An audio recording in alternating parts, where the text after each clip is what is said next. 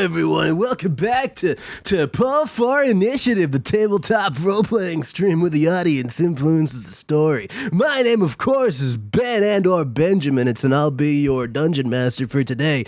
And with me, I have Seth, otherwise known as Emmy Banshee, who'll be playing today as Lista Forrest. Haha, Tubular. Go ahead and say hi to everyone, Seth. Please stop. Well, what's wrong? That one's in the least favorites for sure. Oh, really? That one? Really? Mm-hmm. It's up there. Might I remind you that there was one where I pretended to have a horrible cold and be incredibly congested. Yeah, that one's there too. It's also up there. Well, which was worse? You know what? I don't want to talk about this. How you doing, Seth? How you feeling today? How you feeling about the episode today? It hasn't started yet, so I don't know. I'm excited. You're not excited? Okay, you're excited. Okay, good. Well, at least you're excited.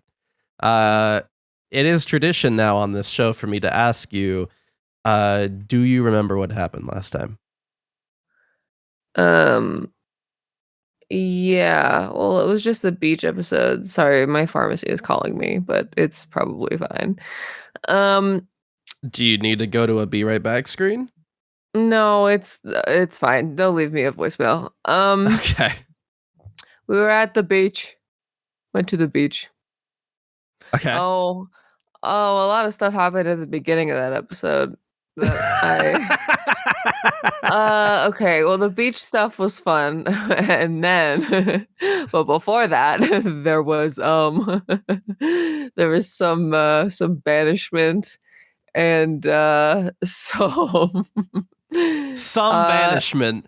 There's some banishment. To be clear, the some banishment you're referring to, is that the fact that Lise will be killed on sight should she be found in Tielenrune?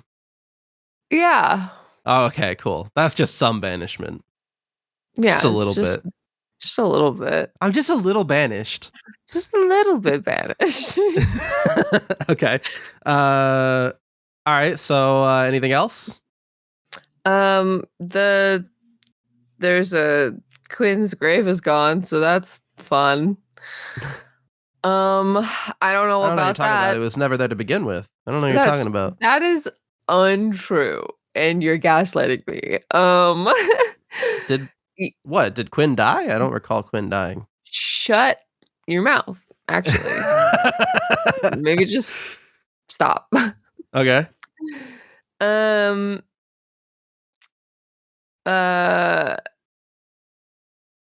Yeah, banishment, Quinn's grave is gone. Varric sucks, but might be there's something wrong with him. Listen, there's a lot of things wrong with him. However, there's something wronger with him than there usually is, I think. Or possibly this whole time there has been, and I just didn't know because I didn't know Varric before, but his eyes are the wrong color, and that's bad, probably. I can't tell you why, but it's bad. He's just wearing colored contacts. I don't think so. I saw them change color. So you saw them change. They did that thing where, when you blink, your contact gets off your eye a little bit. He just had dry eyes. He needed some eye drops. Don't talk about eye stuff. That's. Anyway, we pick up where we left off. You are on the beach right now. Oh my god, that's so loud. Okay, you're on the beach right now, and you just overheard some disturbing information. I forgot about the hold on, I wrote it down. Please hold. Sermon. Yes. The Emperor of Oryn, Vladimir Lightbane, will be giving a sermon for the first time ever in Northern Oryn. Yeah.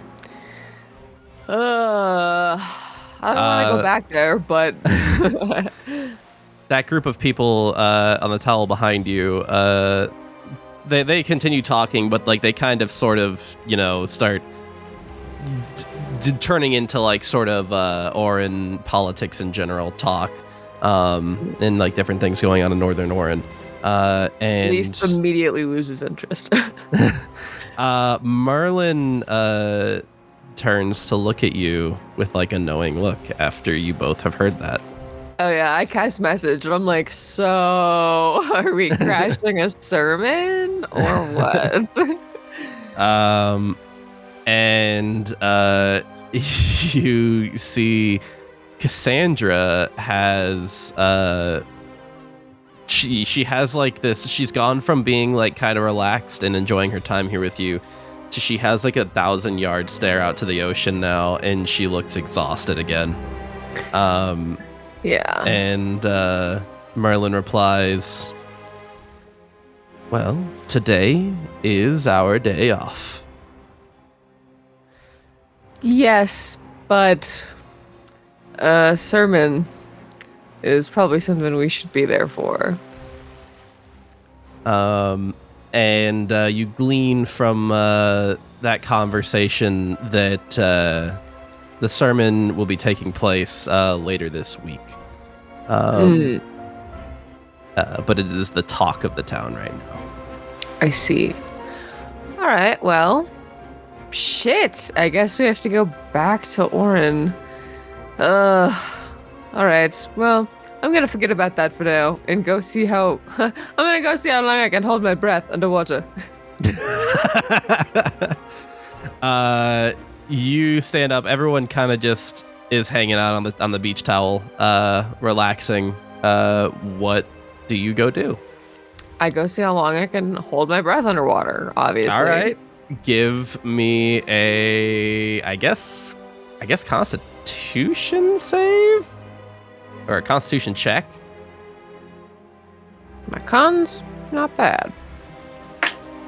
Natural 20.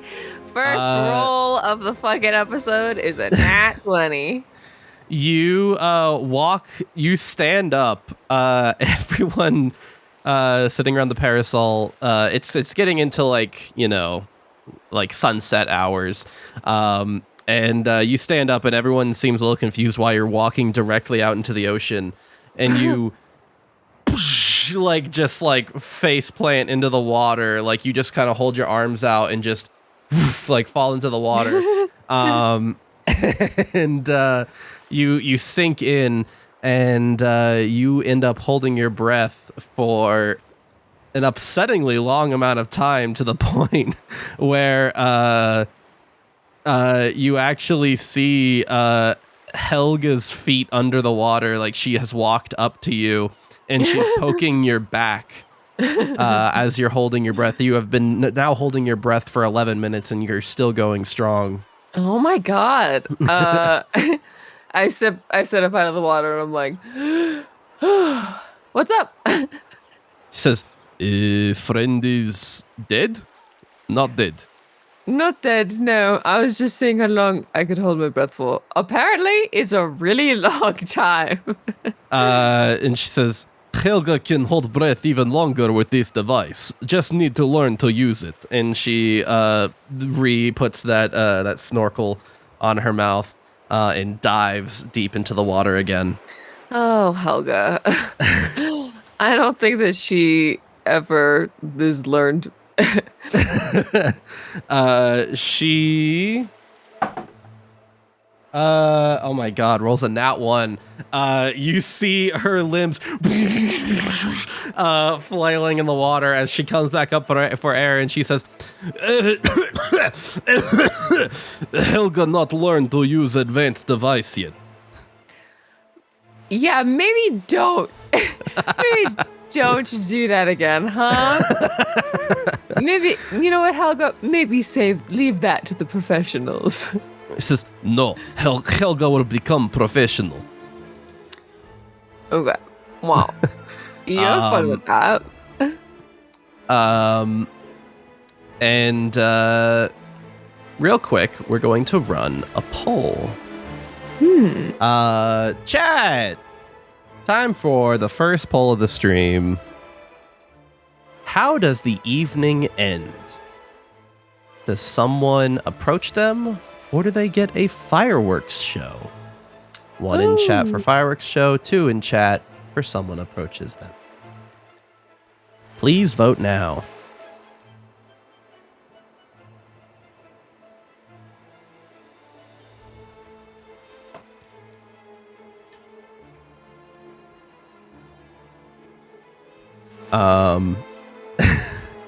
And aside from that, do you make your way back to the blanket? What do you do next? Me and Foxbud are playing tag. Okay. He's winning. You don't want to do a contest? You're just letting him win? No, I just think that he is faster than me. I mean, you can do 2 athletics checks against each other to find out who. No, I think that he wins. I think Lise is running and then he jumps up and tags her and she turns to chase him and he's already gone. He's blinking. Or he's true. He doesn't blink. Teleporting. He's teleporting around and she's about to touch him. He disappears. She's like, God damn it! That's not fair. She can levitate him. That's true. But that why doesn't she? I guess. I mean, he's cheating. All right, it looks like we end with a fireworks show. I don't know that Lise has necessarily experienced fireworks. You suddenly hear... I feel like I set off fireworks. I have set off fireworks. You set off fire from yourself. Yeah, I guess but has Lise experienced fireworks? I mean, don't if know. you think you have, I'm willing to hear where and how. I just feel like I've already made reference to Lise shooting fireworks and shit. Mm-hmm. So, but have you actually experienced them? Maybe not in real life. I feel like there's a good chance that Bedlam has set off fireworks.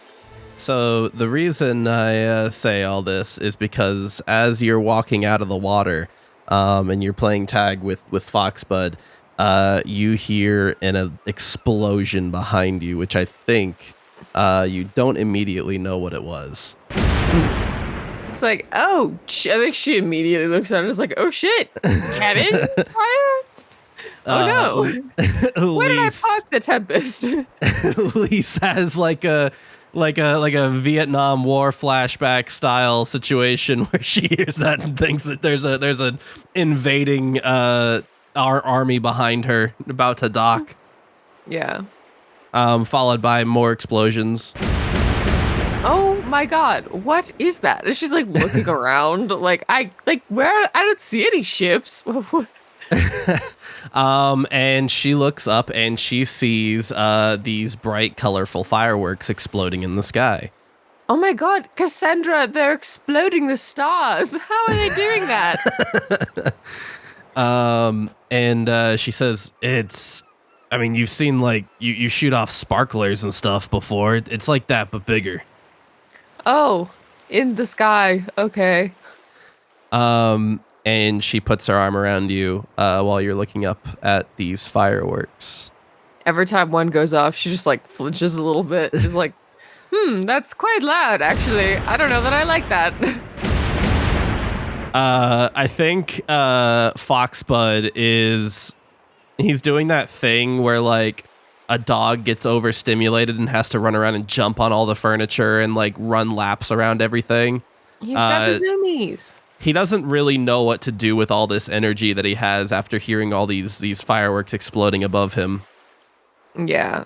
He's tearing up circles. He's Tokyo drifting. And Cassandra, while she's got her arm around you, she says, We lost. What? She says,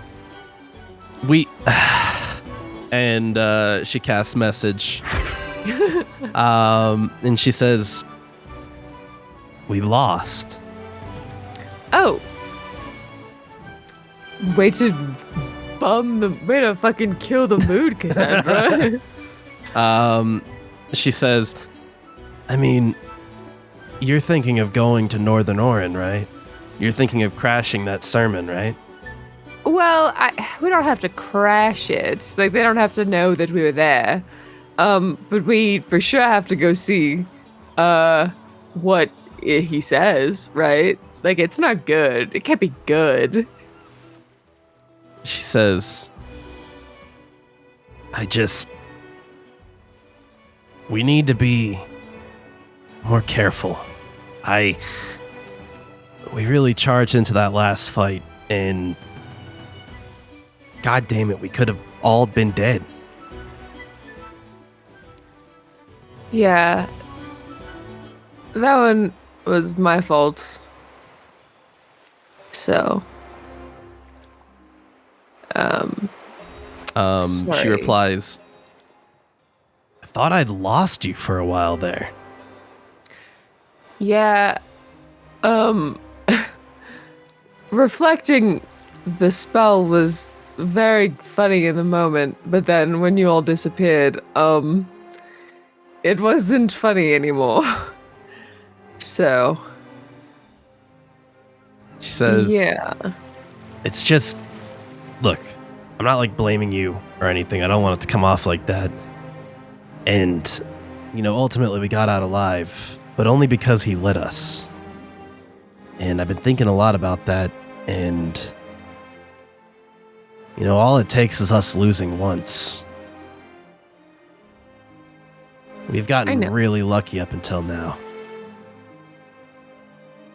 I know. And she says, I don't know. That's what's been on my mind. And I think I forgot it for a minute there while we've been doing all the beach stuff, but I just want to make sure we're being really careful going into this. Of course. And she squeezes you with her arm. I think that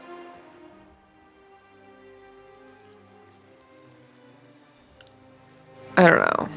I think that Lisa's kind of she's been trying to forget about it. Because she doesn't like losing and really doesn't like losing to Varric. And so I think that she's kind of just been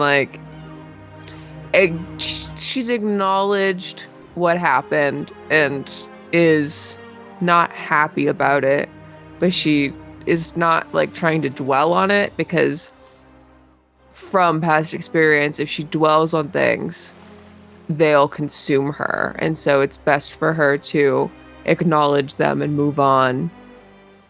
But I feel like this one's just a little bit more painful, a little bit harder to let go of. So she's kind of I don't know. She doesn't really want to talk about it, I think Cassandra's picking up on that, and you guys kind of sit here for a long time in silence, and she says, it's okay to lose, Not for us. She says, no one's perfect. We're legends, but we aren't legends. We created a legend. Well, that's easy for you to say.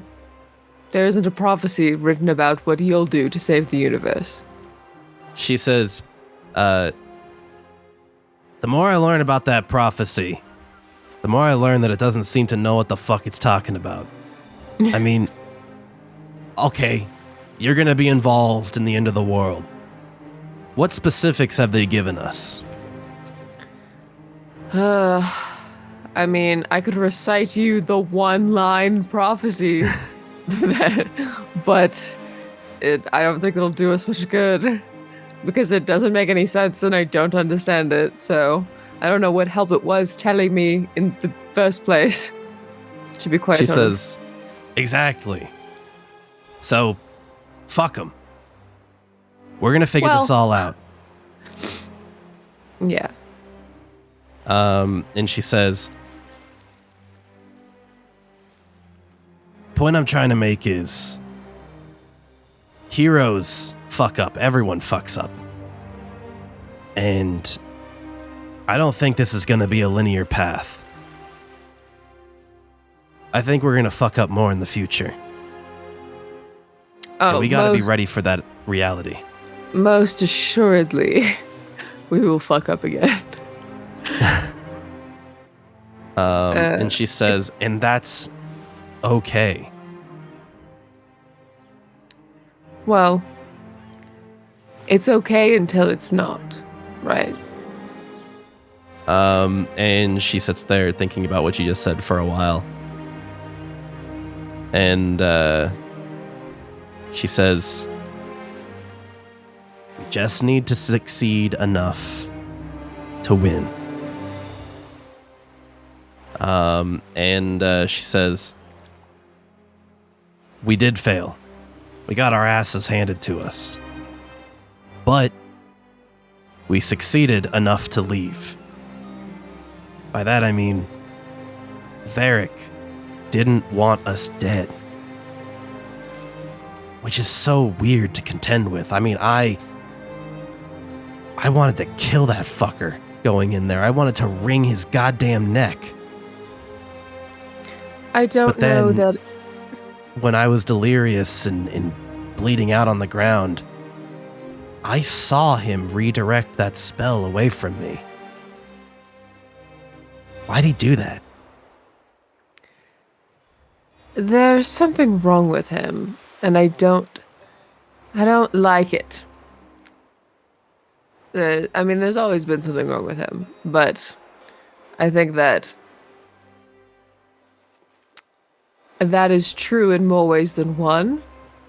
I think that there is truly something wrong, not just that he's a misguided, self-important prick. I think that truly there is something wrong with him. You know, his eyes have always been that putrid yellow, and supposedly they are green normally. So I don't know what kind of magic he is under, or sort of what is happening to him, but it's not good, and I don't like it. And she says, oh, go ahead. I was gonna say, I can't say why he didn't kill us. And I can't say that he won't. I can't say that he won't let us go again, or that he won't try to kill us again. And I have no idea.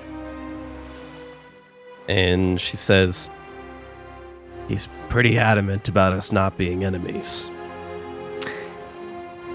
Well, that is another thing that's wrong with him. He's stupid, but that's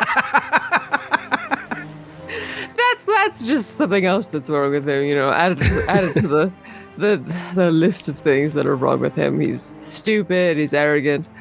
And she says, weirdly enough, even though in that cave I wanted nothing more than to send a flintlock round through his forehead, I don't think I want that anymore. Oh, I do, but I understand that, you know, first of all, you can't get what you want all the time. And second, there are other more important things to Lise just wants violence. About. Specifically against him. He's like the embodiment of everything she hates. Cassandra says, he didn't know Quinn was dead. But he killed him. So that's another thing. Right? Sepulchre came and did something to Quinn's grave, and now Varric doesn't remember killing him, and his grave isn't there. And so does that mean that he truly isn't dead, and that part of history has been changed, or that they just did something to the grave and to his body and erased his memories of killing him? And she And says, for what purpose? what I'm getting at is that I don't think that we're necessarily allies with him, but maybe he's not the enemy we think he is. And I think that us making it out of that situation alive is a victory in and of itself. So while we failed, we kinda won. I understand that notion. And I don't disagree with it. However, Varric will always be my enemy, regardless of how others might feel of him, or what he does, or what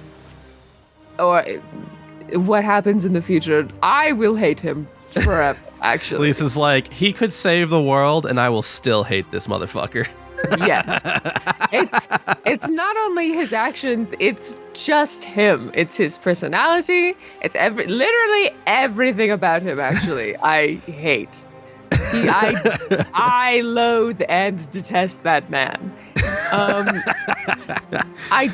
That isn't to say that he doesn't deserve to be, saved, or not that he doesn't deserve help in whatever situation that he is in, if he so requires. However, I simply will hate him for the rest of my life.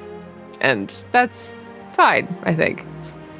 Cassandra's kind of doing that thing with her other hand where she grabs a scoop of sand and is letting it pass through her fist. And she says, yeah, I don't think I could ever forgive him either. But all I'm saying is I don't necessarily want him dead right now. I wish he would stop being so self-righteous and important and tell me things instead of being insanely, incredibly vague and playing this little chess game. Maybe if he was actually useful in some capacity, I would hate him a little bit less, but alas. And as you two are having this sort of to everyone else silent moment of reflection, sitting on the beach towel under the parasol together, and the sun has slowly set over the horizon, Merlin actually rolls up to you two, and he kind of does a turn and sits in his chair, still looking out to the water along with you two. And he says, room for one more? Always. And he says, so, how are we feeling? I think I got a sunburn. And he says, don't tell me you didn't apply sunscreen, Lise. You do know it's sun. What is sunscreen? He raises his eyebrows and he says, he turns to Cassandra and he says, is this one of Lisa's bits? I'm having a hard time telling right now. No, we don't really have beaches on Rune, so you're kind of glowing bright red a little bit from your sunburn. And he says, oh no, Lise, well, I suppose it doesn't make much of a difference now. What's wrong? He says, he tosses you a bottle of sunscreen, and he says, for next time, Lise. She just looks at it. Is like, oh, okay, thanks, I guess. Puts it in her backpack. He says, I'm so fascinated by the number of strange things you don't know about, Lise. Yeah, I mean, Tianrun's a secluded island, right? There's no possible way I can know about all of the things that you know, right? And he says, well, I came over here because I wanted to discuss Varric a bit more. Ugh, I've been talking about Varric all day. Come on, I thought this was my day off. I can't go a damn day without talking about that asshole. Jesus. Tears, tits, fine. What about him? Your favorite curse. He says, I've just been thinking a lot about everything that you said, and I would very much appreciate it if next time you think you're going to run into him, I know it's going to be very difficult to predict something like that, but if I could, I would like to accompany you to go confront Varric. Oh, so he can kill you too? I don't think so, Merlin. I watched him stab Quinn in cold blood, and I don't feel like reliving that. Thanks, but no thanks. He says, Quinn was always the most optimistic among us. I really envied that about him, really. You know, the rest of the group often teased him that it was his greatest weakness, but I thought it was his greatest strength. But I unfortunately am not quite as optimistic as my late friend. And he says, I really think that I need to be with you next time you face Varric. I mean, you saw with your own eyes what he's capable of. At least thinks back to Merlin just fucking steamrolling the Fortune Empress during the prison break. And she's like, yeah, all right. Yeah, you can come. And he says, I'm just hoping that perhaps our chances of getting through to him will be better if I'm there. If you think so, you're always welcome. And he looks up at the fireworks that are still going off.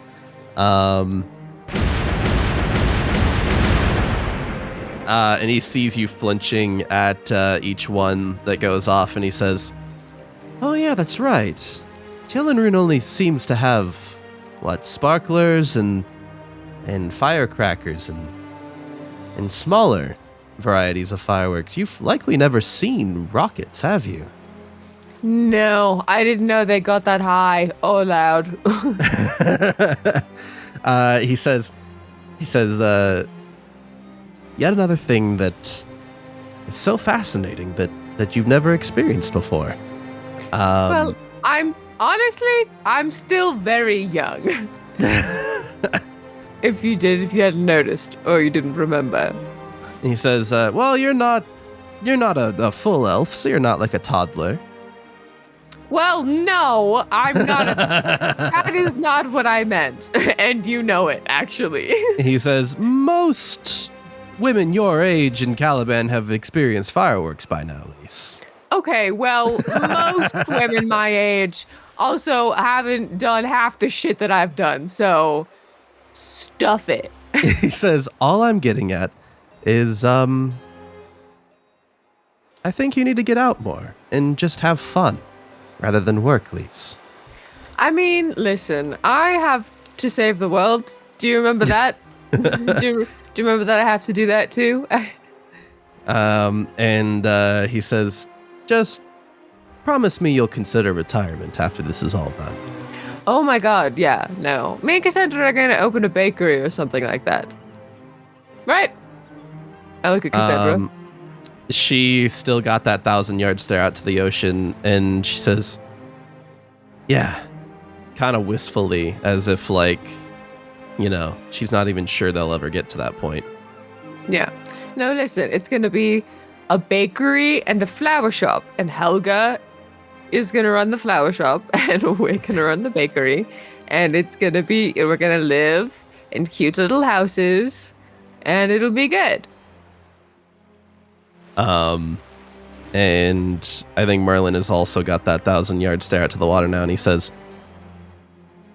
"Adventurers rarely get to retire, Lise. I cannot stress enough how much I hope that you are an exception." Rip to them, but I'm different.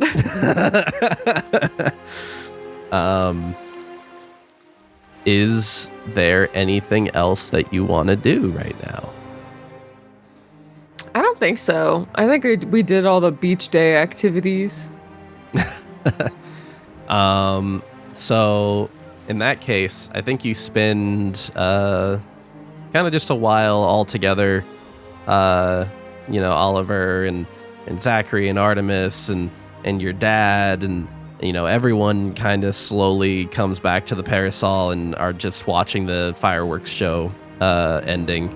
Cassandra lathers me in aloe vera. Yeah, you find a nearby aloe vera plant, and Lise now has about a half a centimeter thick, just film coat of aloe vera on her. She makes squishy noises when she walks. Yeah, she's walking around like this.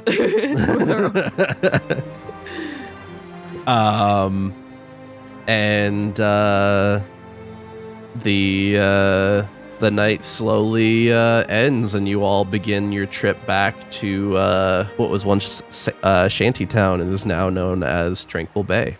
Can I just say, as we're walking back, I'm like, can I just say, I hate the way that Oryn has renamed some of these places. Okay, I know I said this before, but Tranquil Bay. Come on, Shantytown, first of all, was way more charming, had way more character. Tranquil Bay sounds like somewhere you go to get fucking mind controlled.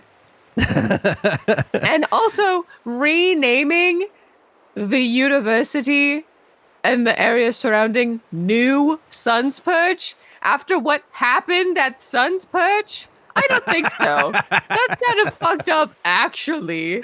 And then New Oryn is also so uncreative. They couldn't have thought of a new, country name. They just were like, oh, yeah, it's New Oryn now. I don't think so, actually. Maybe get better at coming up with shit. God, we transport Lise to modern day America, and she finds out about New England, and pops off again. Yeah, she's like, "What the hell is New England? They couldn't come up with a different name. Come on."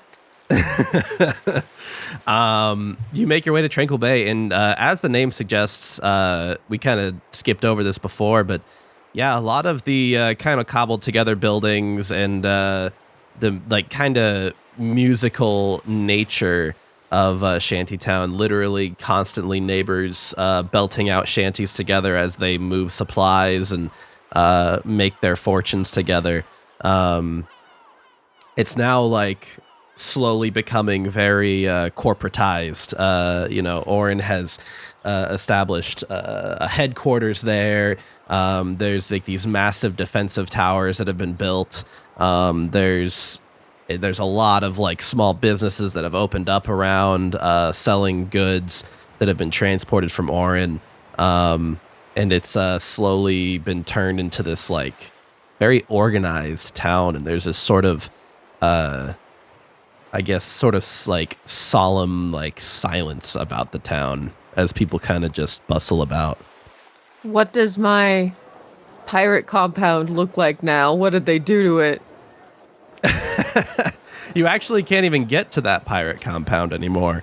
There are large brick walls that creep toward the sky, and there are, guards posted up everywhere. And the buildings that once stood there, you assume they must have been replaced because there's these large multi-floor complexes that have been built there, sort of like headquarters for the Oryn Empire. Cassandra, look what they've done to my compound. It's all corporate now. And she says, yeah, everything's going to change soon, Lise. The war's turning. As soon as the Emperor is dead, I'm knocking down these stupid buildings and putting my compound back. You leave for 5 years on accident and they turn your whole place into something else and they made it ugly. But you do notice that a lot of people around Tranquil Bay are discussing this sermon as well. It's kind of the talk of the town. I feel like Lisa's trying to like glean any more information, or if it's all just kind of the same like information she's already heard. You actually hear two Templars who are walking up to the Royal Navy outpost. Cassandra kind of like leans up against a post outside of one of the businesses here and listens in. I assume you join her. And you hear them discussing, and one of them says, yep, I've got a ship out in about sometime tomorrow. I think the evening. He checks his pocket watch and he says, yeah, tomorrow evening we're sailing directly to Oryn.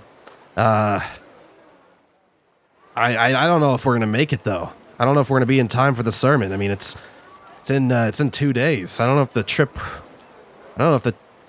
trip can be made in that time. We're gonna need some really fair winds. And another speaks up and says, what, you're shipping, you have to be there in 2 days and you haven't shipped out yet? And he says, well, the demands for ships are really high right now. I mean, we're having a hard time getting them across the ocean. There's so few secure passages at this point. He says, not to mention they want like every Templar on deck if they can get them. And I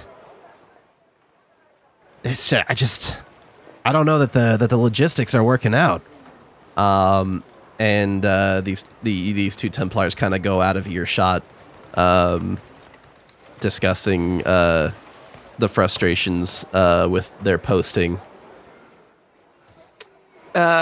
Lise messages Cassandra like, hey, at least we know what we're doing is working, right? She says, 2 days. I think we can definitely make that time. Oh, did you forget that the Tempest can fly, right? We don't need wind for that. She says, yeah, it's going to be a tight window, though. We should actually probably head out soon. Oh, okay. Yeah, maybe let's start going. I want to get there and have time to like think of a way in, right? This is also the point where you can say goodbye to everyone. You traveled back to Tranquil Bay with everybody who went to the beach. So this is your chance to say goodbye to everyone you want to say goodbye to. Okay. I wish I had more money because I need to buy more potions. Cassandra, we need to do something that gets us more money because I need potions. She says, you want to take up some temp work? I mean, no. We don't have time, actually. How about can we rob somebody? Let's rob. These are Oryn people. Let's rob them. She says, she like looks around at all the towers around town and all the Templars. Okay, maybe not here. And all the Valiver that are walking the streets. And she says, you want to rob someone here? No. Okay, tell me why it was easier to rob stores in Oryn than it was here. She says, what do you mean by that? I mean, Robin straight up stole that perfume from the shop, and like there were Templars around, but not really. There weren't any Valiver walking around. It was way easy to steal stuff there. And she says, because she's Robin. I know. It's in her name.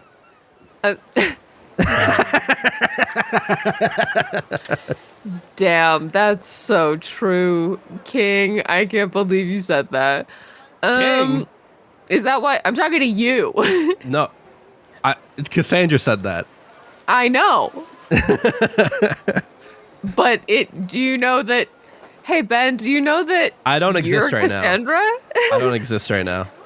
Hey, Ben does not exist currently. Hey, are you sure that Nope. didn't come out of your mouth? Because I think. I don't know who you're talking about. Lisa, are you okay? Okay. Who's this Ben you're talking? Hey, All do you guys know a Ben? Okay. All right. Anyway. And Oliver speaks up and says, "No, Lisa, are you okay?" Yeah, you're right. That's.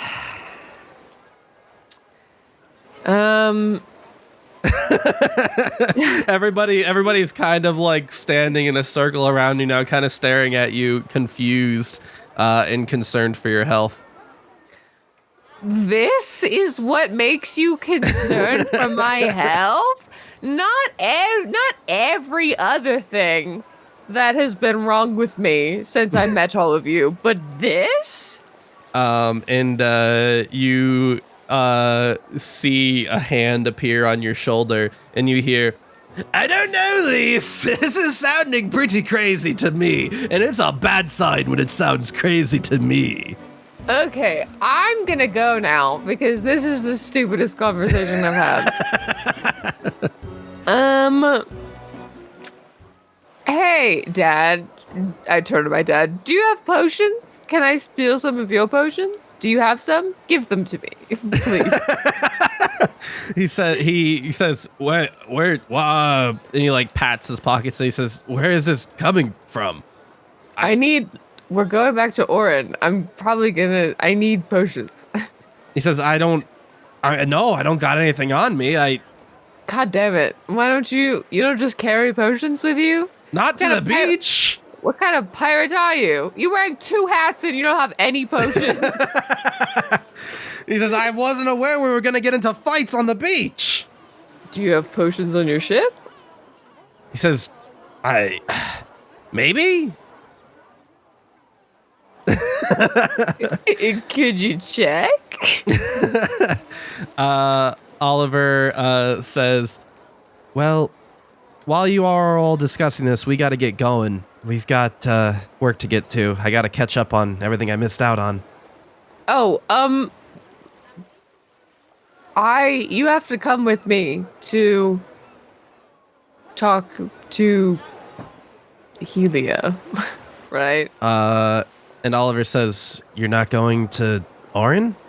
No, I am, but I also, in order to tell you about the things, you have to go swear an oath to her, so. And they say, okay, is there going to be time?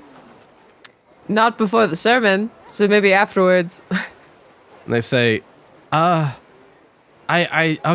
And you see like that stress, like, stretching across Oliver's face again.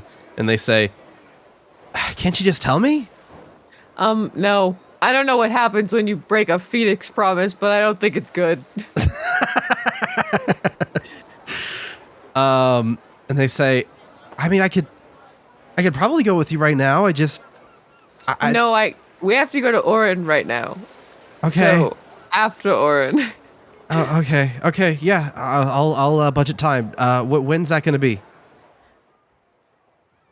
Well, it takes like 2 days to get to Oryn. And then where are you guys going? We've got to sync up with some more of the privateers. We've got to get out correspondence to everyone. I'll let you know. Listen, here, how about this? I'll update you after the sermon, and we'll talk about it from there. They say, okay, yeah, sure, cool.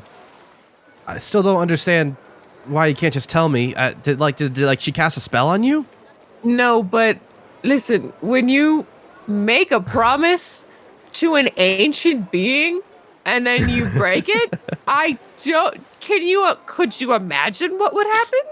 Why don't you think about it for a minute, Oliver? Why don't you think about? They say, what do you think? You do you think she's gonna kill you?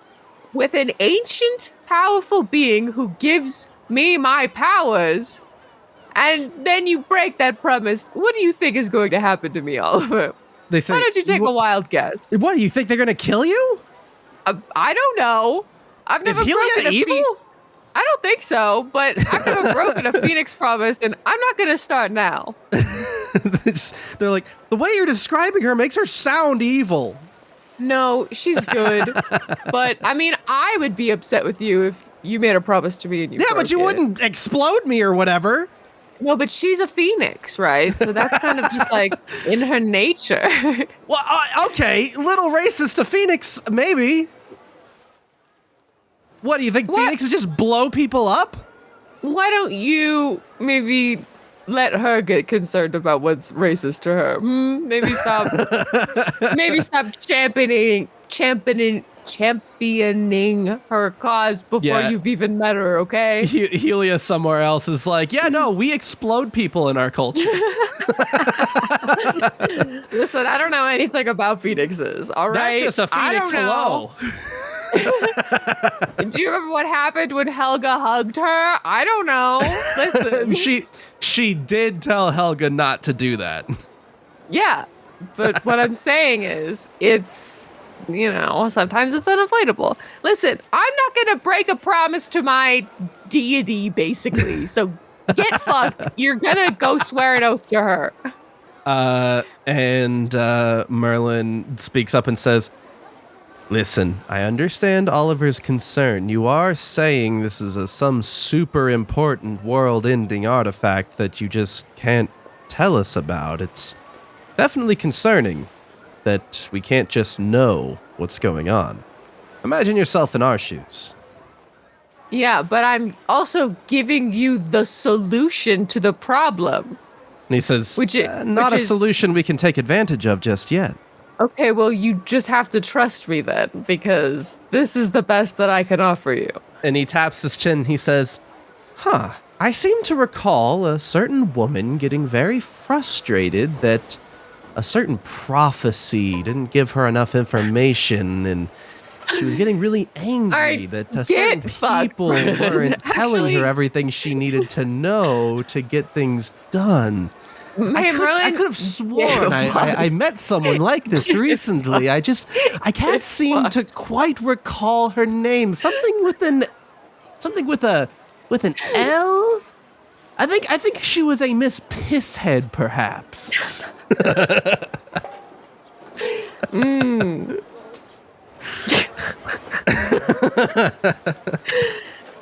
Are you done? Actually? He says, what I'm getting at is try to understand where we're coming from. Listen, it's not that I don't understand. I understand completely. I know how it sounds. I'm saying it.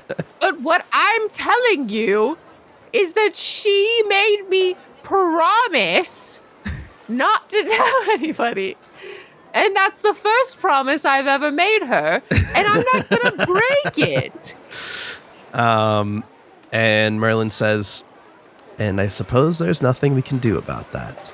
Okay, fine. I'll just go telling everybody all your secrets, Merlin. How about that? Is that what you want? That sounds like what you want from me in this moment. He says, that sounds quite interesting, actually. I'm not sure what secrets you know about me. Go ahead. Share with the class. You're left-handed. Says, objectively untrue. You're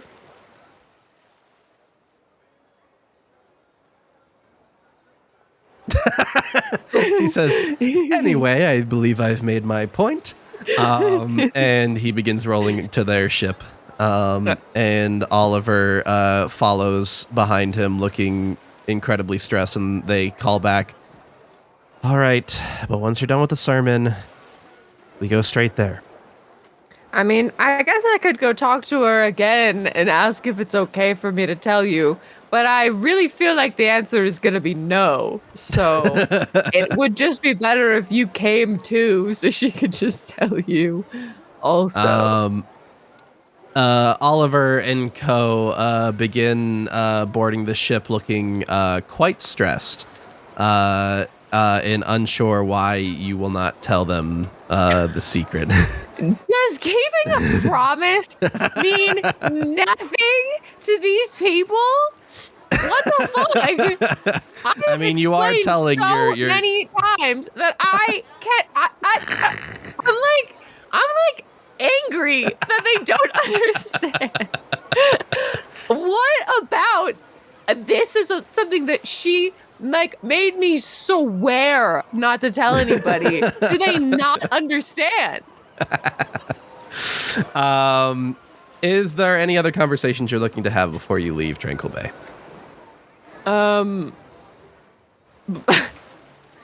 Dad, take the hats off. That's not a good look. Your pirate hat suits you better. And he says, excuse me, I'm the dad in this relationship, not you. No, I'm the dad now. He has his foxy dad and foxy pirate hats on, and he pulls yet another hat out of his bag and places it on top. It says Foxy Privateer. Where did you get that one? He says, I'll wear as many hats as I damn well please. Oh my god. You're so embarrassing. How are we related? You hear two ladies walking down the street, and you hear them whispering to each other like, do you see that guy with 3 hats on? And another says, wow, that's really cool, and he's kind of cute. Keep walking! Keep walking!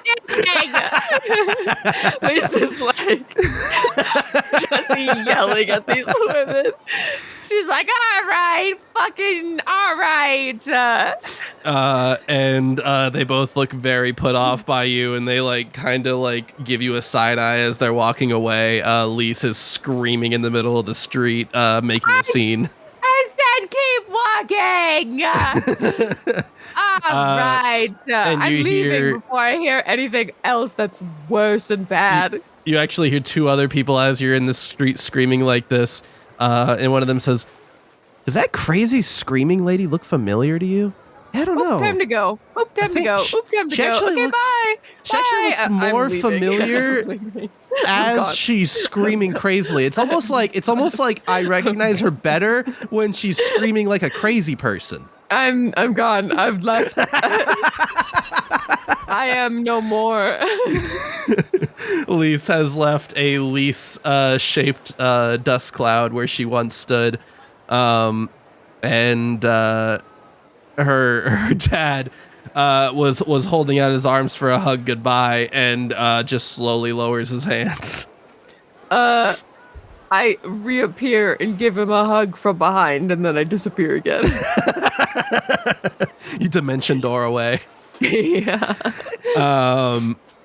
And as you do, one of the people in the crowd says, "Wait, did that lady just cast magic? I think she did. That's like super illegal to do here."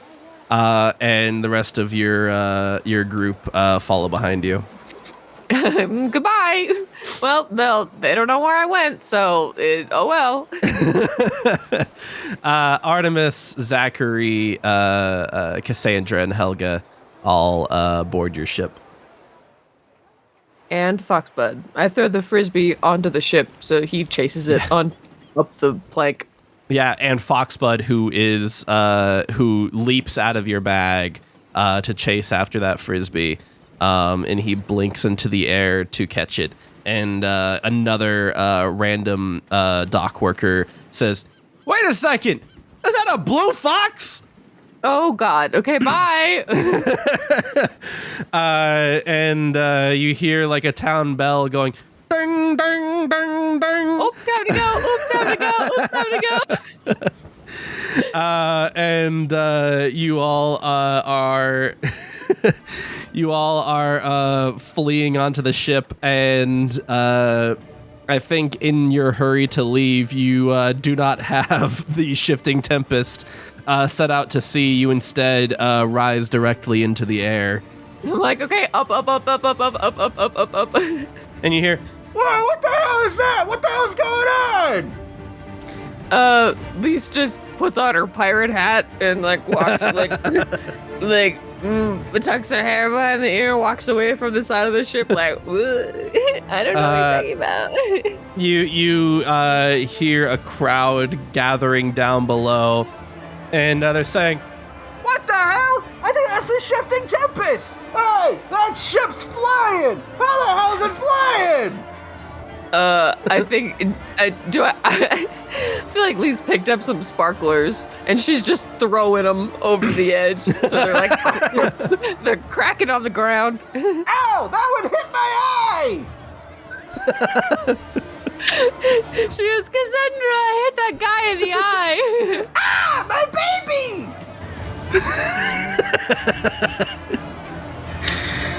and Bedlam says, Hit another baby! Hit another baby, Lise!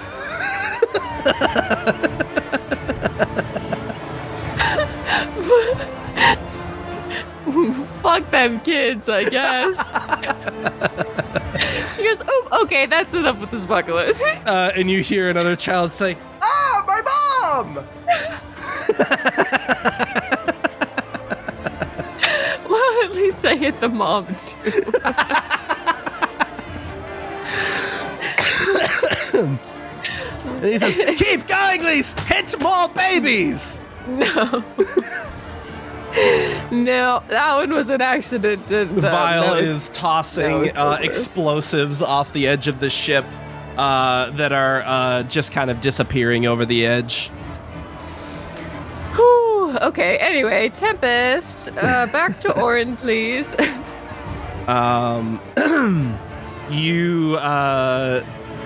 You zoom off into the sky, and that angry crowd in the distance becomes more and more difficult to hear until you have ascended just over the cloud line.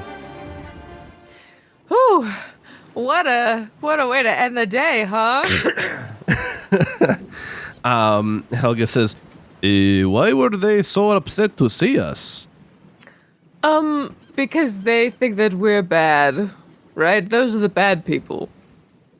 Says, but we are the good guys, and that is Caliban. Right, no. Remember how there's a war going on, Helga, between Oryn and Caliban, and they took over Caliban, so now Oryn is there now? But the people like Oryn just because Oryn win? No. Well, but a lot of Oryn people have moved over to there, Says, so... but Oryn are bad guys. Why do they not like us? Well, bad guys don't think that they are bad. They think that what they are doing is right, and that is why they do it. But it is not right. But they can't see that. Says, bad guys do not think they are bad? Yeah. Are we Often. bad guys? No, we are the good guys. We are the ones that are trying to save the world, and they are trying to end it. Says, but we do not think we are bad guys. Right. Well, the Bad good guys do not think they are bad guys. Well, the good guys also don't think they're bad guys because they are good. But the difference is, But how would we know? you know, I guess it's kind of objective, right? Or not Subjective. objective. Subjective, yeah. I guess it's kind of subjective, Helga. What do you think? Do you think that you're a bad guy? Hell could not want to be bad guy. Okay. And you haven't done anything that's bad that I know of, that you haven't made up for, or that, you know. But what if I'm bad guy? And she has like this like solemn look on her face as she's looking over the edge of the ship, just down at the clouds. Well, I think that bad guys also don't consider whether they are bad or not. And the fact that you have that you can think, am I bad, means that you are good. Because bad people don't always, well, I don't know. I guess I can't. I guess I don't want a blanket statement, all bad, like bad people, but in my experience, they don't think about if what they're doing is bad.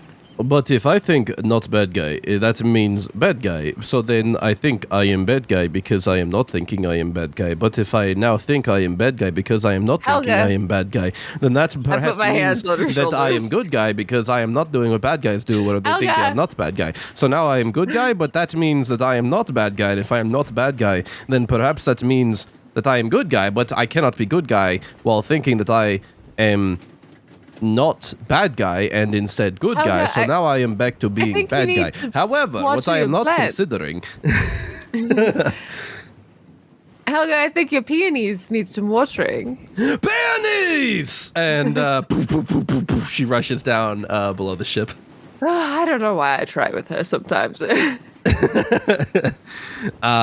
And Cassandra says, all right, so we heading straight to Northern Oryn? Yeah. And you set sail. This is a, going through the sky, a day and a half, 2-day trip. What do you do in the meantime? Do you do anything notable? Is it just a lot of sitting around? I search my ship for potions. Artemis, do you have any potions? He says, well, I don't exactly have a whole lot of consumable things. Okay, never mind. he says, Forget that I asked. What I could give you is a branding iron so that you can seal up any wounds that you get in the middle of battle. And then have a permanent brand? Yes. No, thank you. No, it's thank better you. than being dead. No, thank you. No, I can cauterize my own wounds, thanks. He says, "Are you sure? I have a this branding iron that can stay hot for weeks at a time." I am literally the reincarnation embodiment of a phoenix. I'm literally always hot. So he says, in that case, I have also a cooler that can keep ice from melting for up to a week. I don't need that either. Says, well, I can't help you then. Okay, great. Yeah, I don't know. I guess that shade doesn't come back, right? as you've kind of just been sailing through the sky, no, the shade has not reappeared. That's foreboding. I don't like that it appeared a couple times and then was progressively getting more hurt, it seemed, and now it's just not appearing anymore. I have no idea what that was about, and I don't like it. But yeah, if nothing of note happens on the way there, then no. Okay. You manage to make it to the northern Oryn or northern Azure docks on the day when the sermon is meant to be given. The sermon is meant to be given at noon, and you arrive here at about 8 a.m. Okay, well, Cassandra, do you think my cover as Caramella was blown the last time we were here? I don't think it was, right? Because all we did was go to the party, and then we left without causing incident, and then that was when we attacked the prison, but nobody saw Caramella doing that. That was me. So I think my disguise identity is still okay. Says, makes sense to me. Okay. I changed my armor to look like her outfit, and I put the wig on. Okay. You redon your Crimella demeanor outfit, and Cassandra says, I think this may be the one tool that has gotten the most mileage out of everything that we've gotten during our entire adventure. This outfit, yeah. It's really helpful. I mean, she was an Oryn citizen, so it's like a good and she was in Oryn high society, right? So like it's a good disguise. And you guys, do you like kind of try and like come down, like how do you enter Northern Azure? As inconspicuously as possible. Tell me how that is. I don't know. I guess, Cassandra, how do we be inconspicuous about this? She says, you're the captain of the ship. So? She says, I can't ask for your input? She says, you decide how we go in. You're the captain. Well, I don't know. We're not docking at the Cerulean Citadel, are we? That would be a difficult thing to do inconspicuously, but you can certainly try if you want to. No. So, is the sermon being held in the Citadel or in Northern Azure? No. It's being held at the Grand Tyrian Cathedral in North Azure. Okay. Oh, Robin's not here with us, is she? She had like other stuff to do. Okay.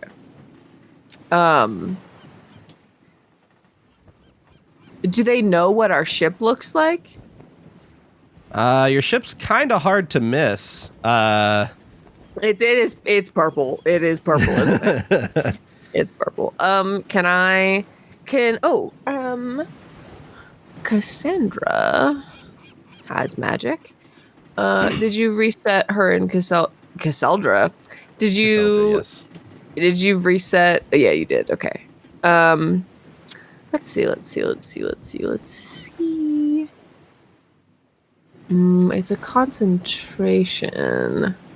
It's only up to 10 minutes. Damn it.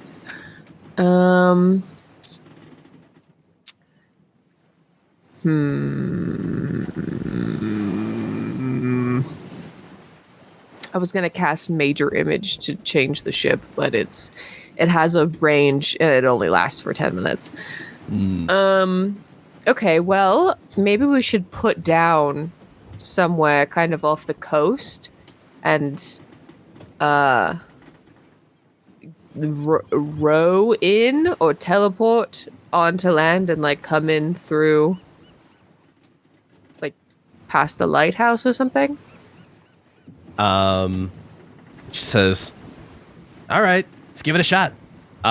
You come up to the coast nearby where the first guiding lighthouse is. There's like watchtowers over here.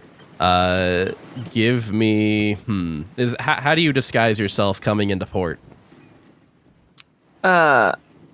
Myself or the ship? Your ship, yes. Your ship. You said try to come in discreetly. Can Cassandra use Major Image on the ship just while it's like docking? Let's find out. Well, because so it affects a 20-foot cube. So you wouldn't be able to cast it on the whole ship. But you could maybe on the front of the ship, although it wouldn't obscure the entire ship. No, that's not worth it.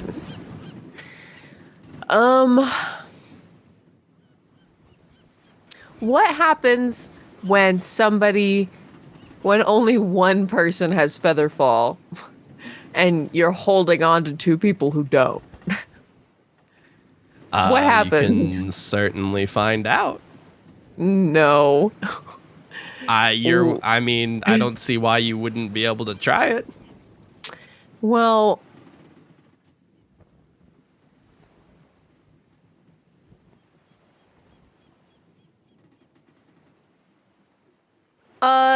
does how far away does Foxbud have to be from something to put mist down? He puts it down right on himself. The mist comes out of his body. So if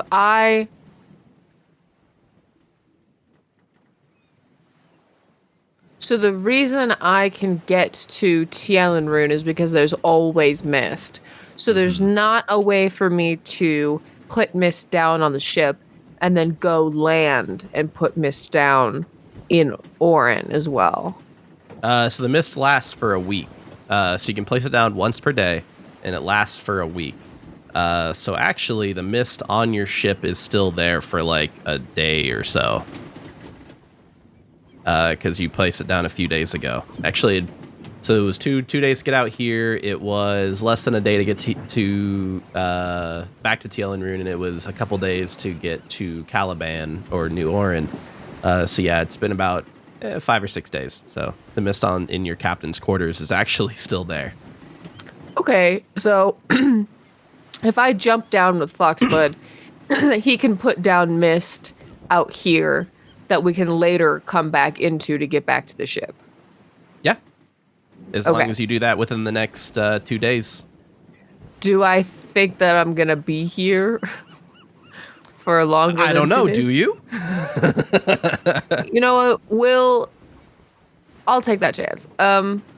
So I will have Foxbud in my backpack and I'll go, you two wait by the mist in the captain's quarters. I'll send Foxbud through to come guide you through once we're at the bottom. So I guess we make it over land. And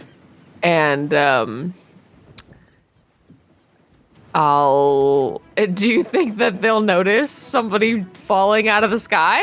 That's a good question. I'm very excited for how this is going to go. Does Cassandra have invisibility? Damn it. Your ship begins sailing out over these clouds. I think maybe just the very bottom of the keel, just barely peeking through the bottoms of the clouds. And I think like maybe 1 or 2 citizens notice this strange phenomenon, but are just kind of confused as to what it could be and continue about their day. And you look down and occasionally you can see through the clouds civilization below you.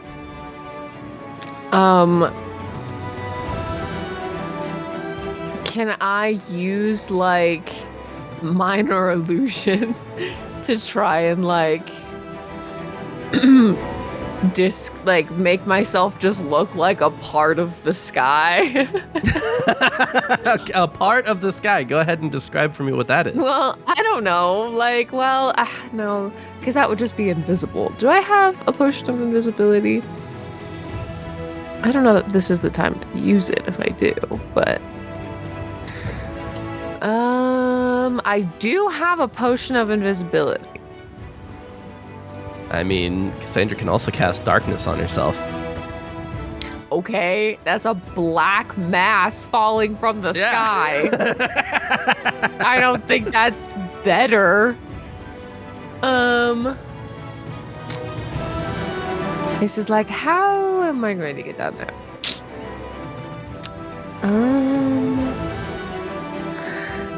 I thought possibly that I would have more.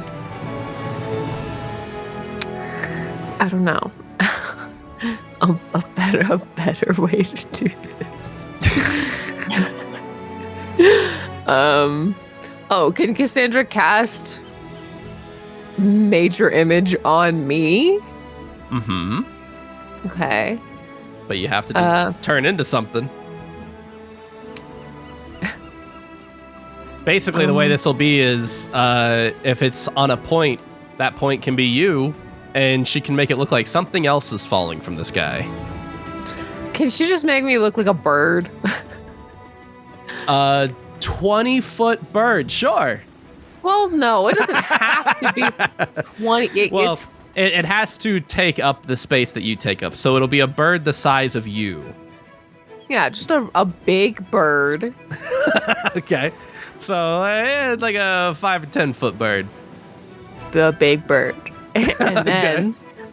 and then... Please describe the bird for us. It's... an inconspicuous bird. An inconspicuous bird. So it's a very large seagull. Yeah. Okay. Yeah, we're by the ocean. It's a seagull. A very Seagulls are large big. seagull. Okay. Seagulls are big, right? I don't know if they're that big, but sure. They're pretty big. Yeah. And then I'm like, okay, wait by the mist, and I look like a bird and I jump off the edge. Okay. Can I flap my arms to make it look like I'm just descending and not like falling? Sure. To be fair, you do fall 60 feet per turn. So you are falling quickly. I just make a really quick descent. It kind of looks like this bird is kind of dive bombing. Yeah. Oh, well, we're by the water. Maybe they're like, oh, it's going for. Oh, you are no fish longer or by the something. water. You are above Northern Azure. Oh, I wanted to be like on the beach, sort of, so we could just like walk into town. You are. So do you turn around? Yeah, I don't want to be like. And go back to the security tower covered beach. Oh no, you're right. I'm actually. You fine can where do I am. either. You can do either. I'm okay where I'm at, actually. Okay. Okay. All right. So, just so we're clear on the visuals of this situation, you are disguised now. She has cast at a 3rd level major image to make you look like a dive bombing seagull. Yeah. Dive bombing directly into town. Yeah. And you are feather falling with Foxbud. Yes. Okay. Give me a dexterity check. Or an acrobatics check. Okay.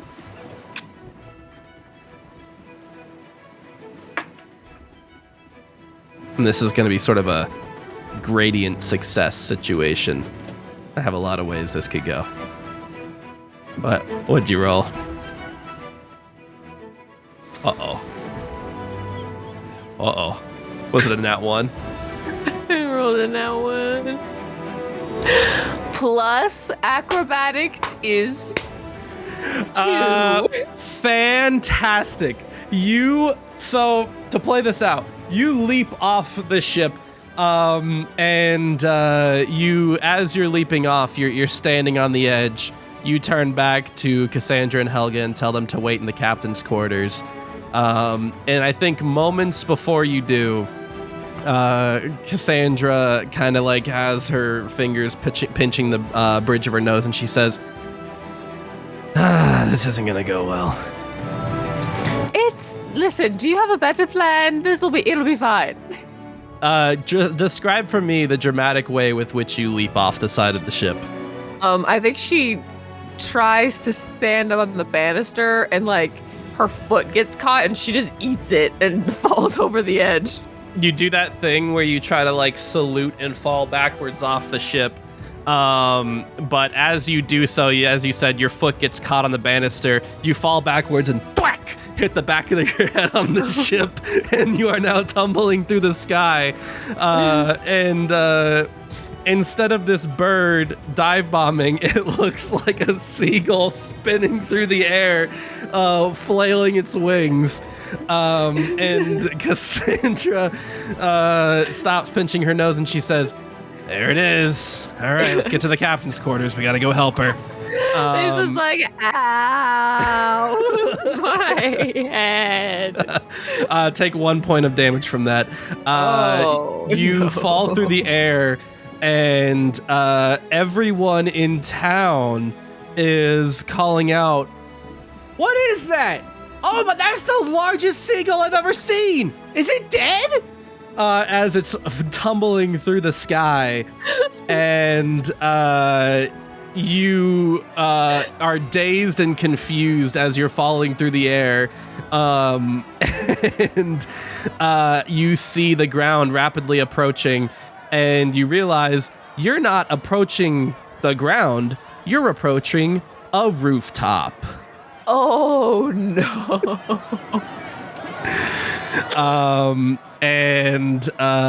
You crash through this roof into an attic and crash through the floor of that attic into the floor below, where a family is having lunch together. You crash onto their dining table, and it explodes out underneath you. And you are left with this small family of 4, all holding sandwiches, staring down at you, mouths agape. Do I still look like a seagull, or do I look like a person again? Currently, yes, you still look like a fucking dead seagull on the ground. I roll over and just like get on my hands and knees and just shuffle to the door and try and leave. This family does not move from their spots, and there's just this like dead looking seagull flopping around on the floor, flailing its wings, fumbling with the doorknob to get it open, and throws it open and flops into the street. Listen, they, as far as they know, the largest seagull ever just crashed through their roof and left.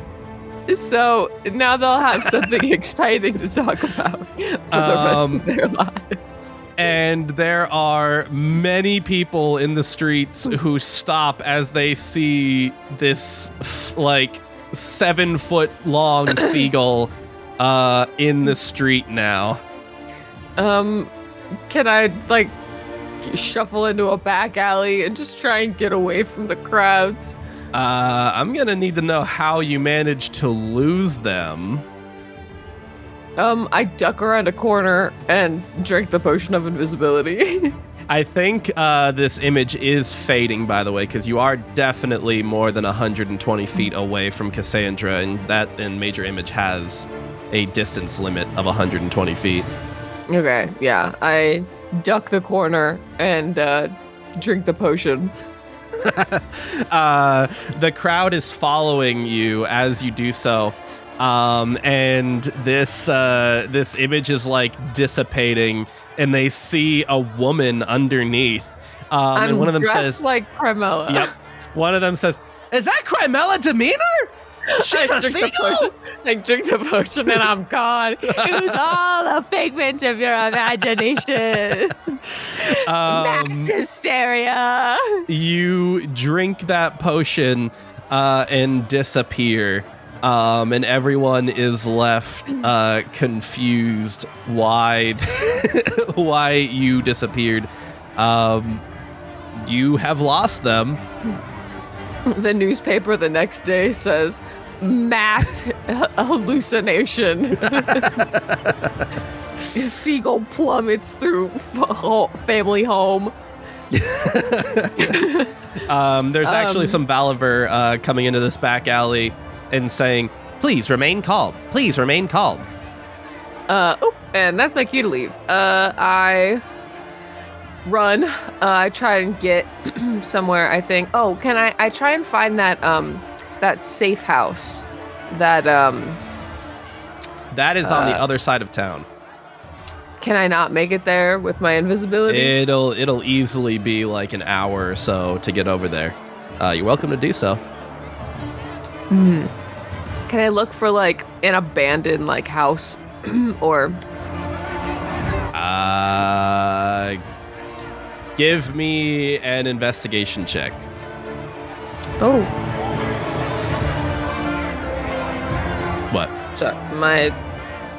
sorry, my Twitch just crashed and it like made all of my computer screens go white for a second. A what check?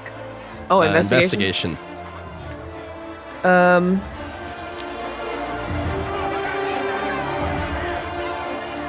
15. Okay. You are in kind of a nicer part of town where, residential buildings are being built constantly. You find a community that it's like a community of like suburb homes that have all like been made to look exactly like each other. You see one that says for sale on the outside and assume that means that it's empty. Okay. I'm sorry, I have to restart my Roll20. It also crashed for some reason.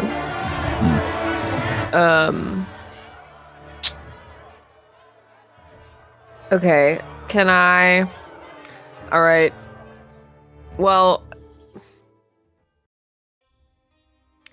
I guess I go into the empty house. And, go into, like...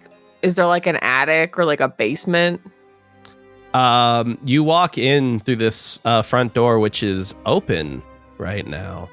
And you actually see a lady in like a full like suit walking a family through the house right now. Oh, I back out immediately. Nope. Whoops. Okay, not that one. Fuck. Okay, can I go find like a dumpster like somewhere? Dumpster. Okay. Yeah, sure. Well, somewhere that's just like I don't want you people do to see find it. At the end of this street there is a dumpster and it's empty right now. Like people are going to be like, "What's this mist around this dumpster?" I don't know where to put it that's like not conspicuous. I mean, you're welcome to go to that old hideout. It's just you're burning some time by doing that. Just be aware of that.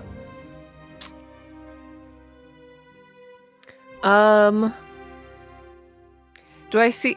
And there's nowhere else that's like... Does this house that's for sale have like a shed in the backyard? You know what? Sure, yeah. There's a shed back there. Can I stealthily try to get into the shed? Am I still invisible? Yes, you're invisible in like the foyer, and you actually see them coming back in from the backyard. And you overhear the sales lady saying, "And so as you saw, very spacious backyard. And really big shed, a good spot for, at like any kind of like crafts you want to do in like a separate room, or maybe you could turn it into a gardening shed. I've seen all kinds of different things that people have done with their sheds. And that clues you in that there's a shed, and she has left the back door open." I run beeline for the shed. Give me a stealth check for the sound of you running through this house. 13. They hear like boom, boom, boom, boom through the house. It's haunted. One of I start going, ooh, like trying to make it seem like it's haunted. And one of the family members says, "Did the previous owners die in this house?" I cast minor illusion to sound like a scary ghost voice right next to her ear, and I go, yes. Okay, you cast that spell. Go ahead and give me a deception check with advantage.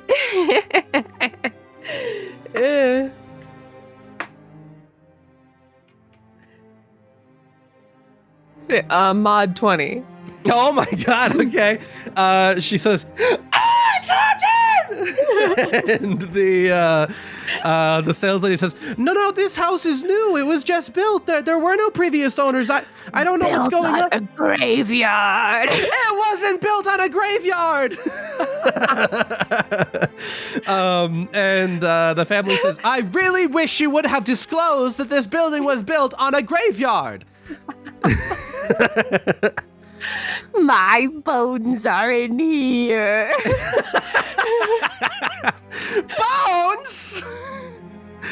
And the family's, "Where are the bones?"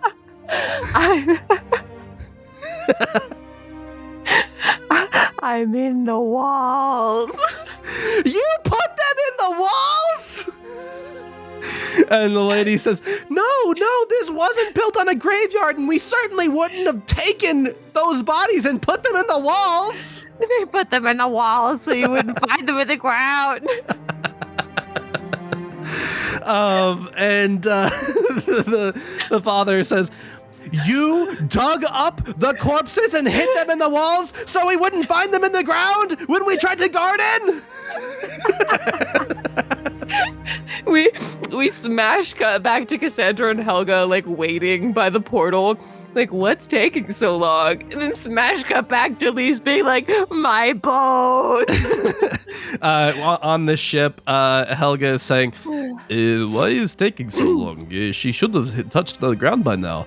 And Cassandra says, "She's probably causing havoc right now."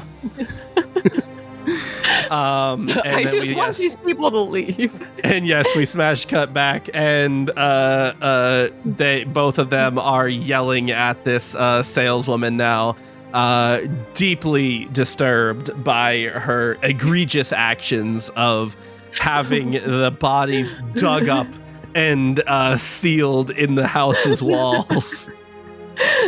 Lisa's like, well, my job's done. She successfully, having disguised her footprints, heads to the shed. Okay. You head to the shed.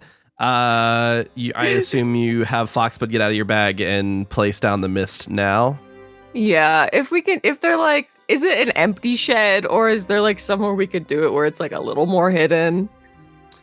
It's just an empty shed. Yeah, there's nothing in here because no one occupies the house right now.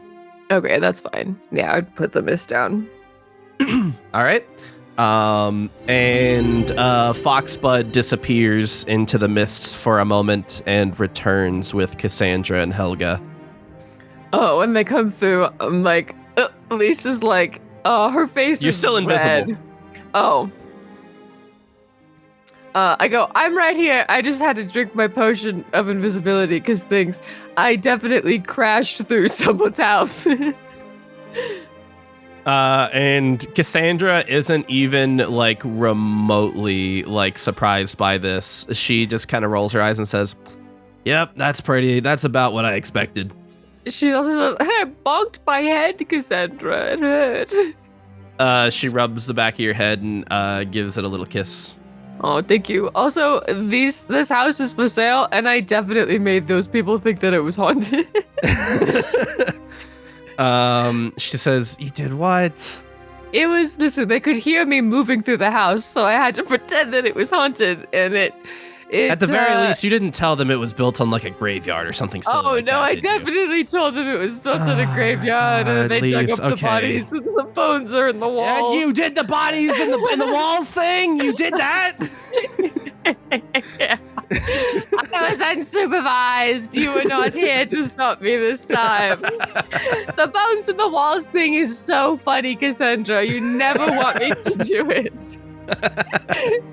I love that implying that this is something she has done before.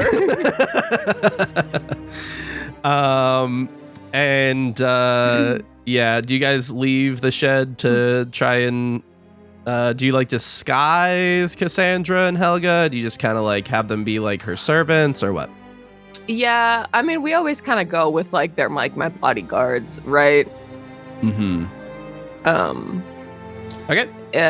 Yeah, disguise the best they can, putting like Cassandra like kind of covers her hair with like a wrap or like kind of hard like, to cover up the ram horns. Well, that is true. Well, she like ties her hair up in like a different, like, I don't know. She tries to look different. Mm-hmm. You make your way out of the shed and you can actually hear from inside the house. You hear, and you said that this house is haunted, ma'am? I'm going to be honest with you. We're not sure why a specter would be in this part of Northern Azure. And you hear the saleswoman talking to this new man that you've not heard the voice of before.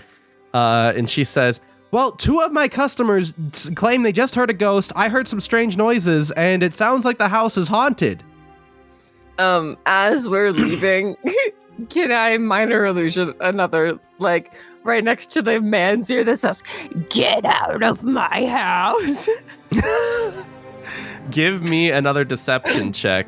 And I like, it sounds like nails like scraping down the walls, but only for him. And make sure you use up this other spell slot. Minor illusion is a cantrip. It's a cantrip. That's right. Minor illusion, not major illusion. 18. Okay. You hear, "Oh my God, it is haunted!" And he says, "Quick, gather more men. We need to scour this house top to bottom." For ghosts? And you see more Templars running onto the property as you're climbing over the fence to leave. And they are casting detect magic and attempting to track down these elusive ghosts that are haunting this house. Oh, time to go. If anybody goes into the mist without Foxbutt, they just get lost, right? Mm-hmm. Okay, well, that's it. That's fine. The mist can't move, and if they go in, they'll just get lost forever. So that kind of takes care of itself. You hear in the distance as you're walking away from this house, you hear, "Sir, the shed! I think the ghosts are in the shed!" Oh, shit. Well, worst case scenario, we don't use the mist to escape, all right? And that's fine. There'll just be some mist that a bunch of Templars get lost in. And you know what? That's probably for the best.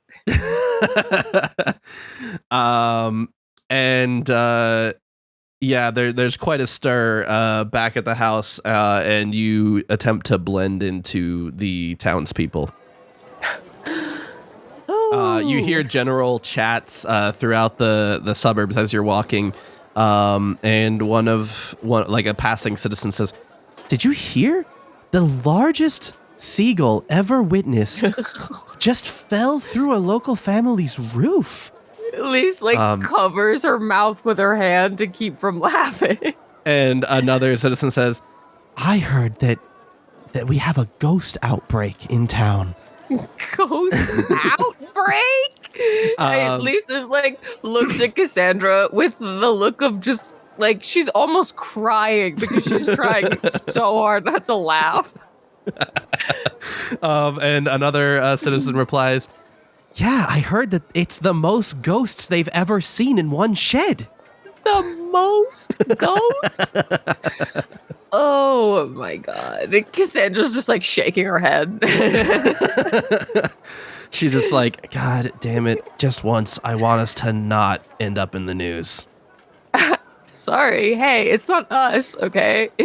Both of them are me, and neither of them can be traced back to me, so. And you make your way through town, and you head toward the Arcane Admin District. There are so many Templars out here, by the way. Have Cassandra and Helga give me a general stealth check. Well, Cassandra's awesome at stealth, so. 16. Okay. And Helga is also pretty good at stealth for some reason. Oh, she was a pirate. Yeah. Also 15. You both, they kind of are hiding their faces. They kind of draw little hoods over their heads to kind of hide their features a little bit. And give me a performance check for Lise.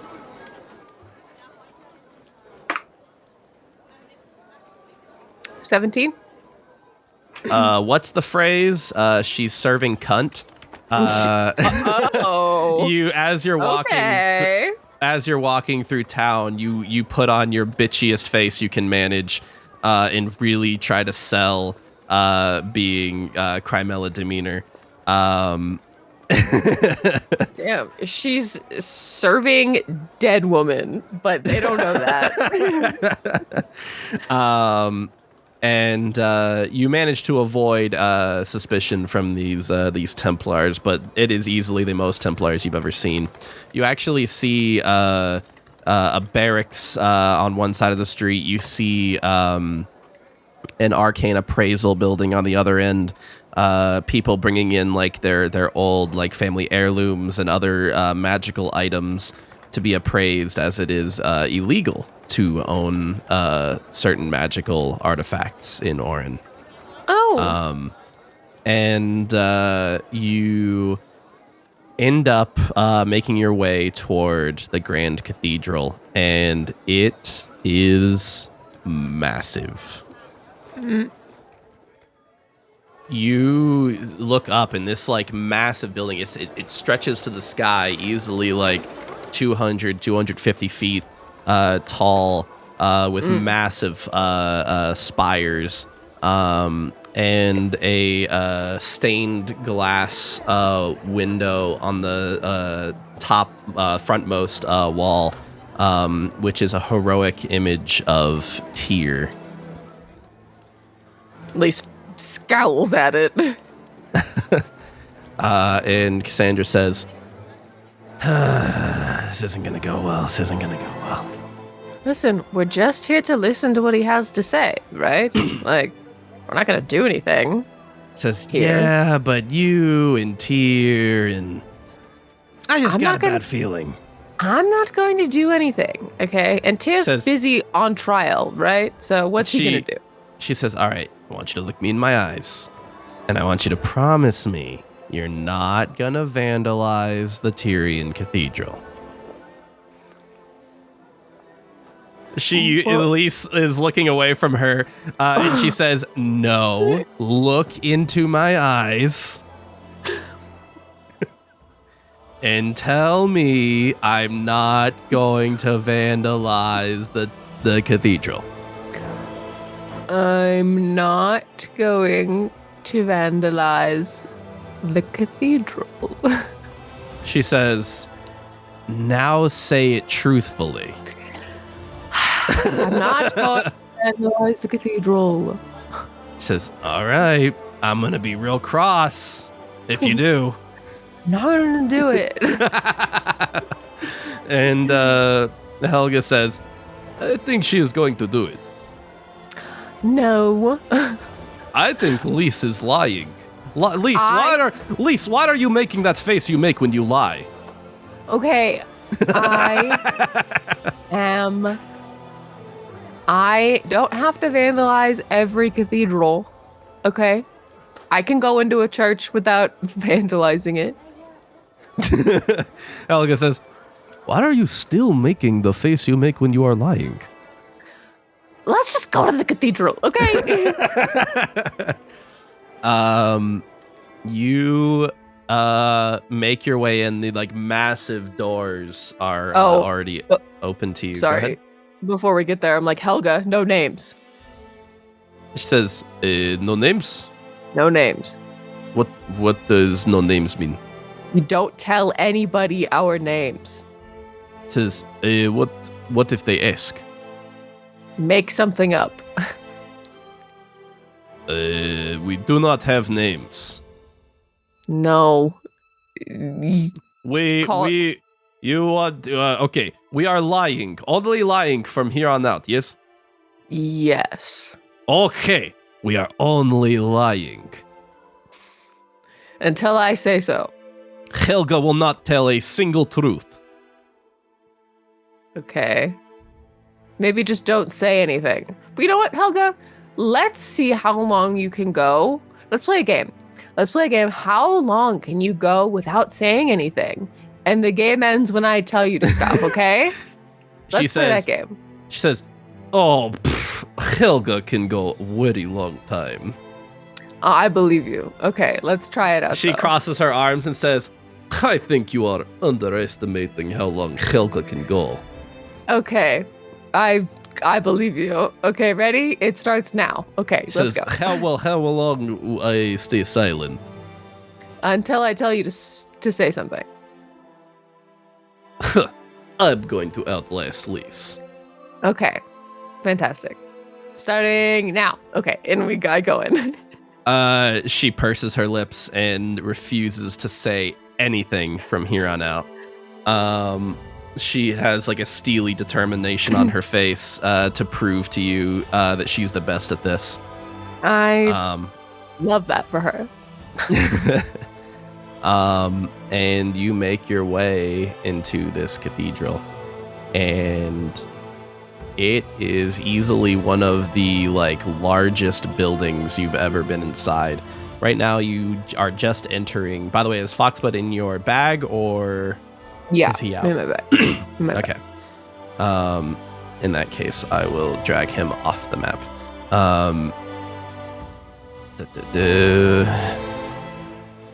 There we go. You enter the cathedral, and the ceiling here stretches impossibly high. You look up, and if you were to like reach a hand up, you could you feel like you're reaching up to like touch the sky. Like it's so high up. It's easily a 150-foot ceiling.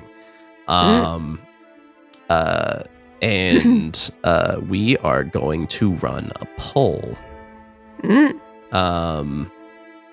Someone is inside. Are there a lot of people here? There are. You can hear like a sort of hushed reverence in the main hall. You're kind of in this opening area where, like, you know, it's like the people gather before entering the congregation. But who is inside? Someone who's scheming or someone who is falsely pious? 1 in chat for scheming, 2 in chat for falsely pious. Falsely pious. And as you are listening into the main hall, just forward from you, you can kind of just hear everyone kind of talking in like hushed tones and like trying to show respect to this building. This building looks very old, and you can easily tell that it means a lot to a lot of people.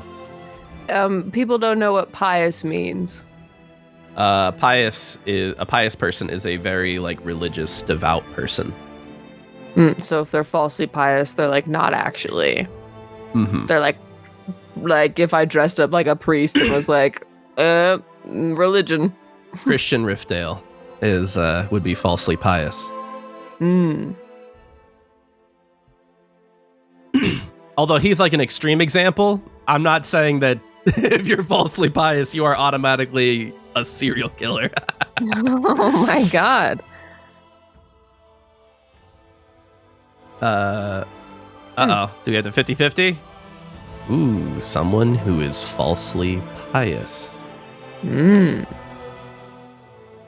It looks like that is going to be the winner. And give me 1 second.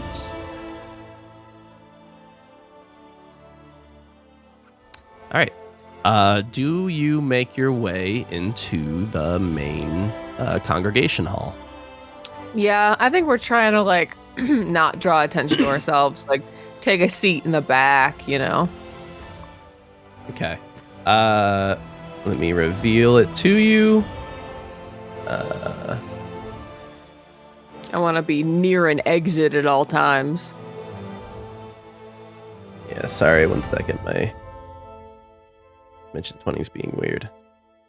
There we go. All right. You see a lot of people are gathered here. Jesus Christ, this map is huge. Waiting for the sermon. It's not quite time yet.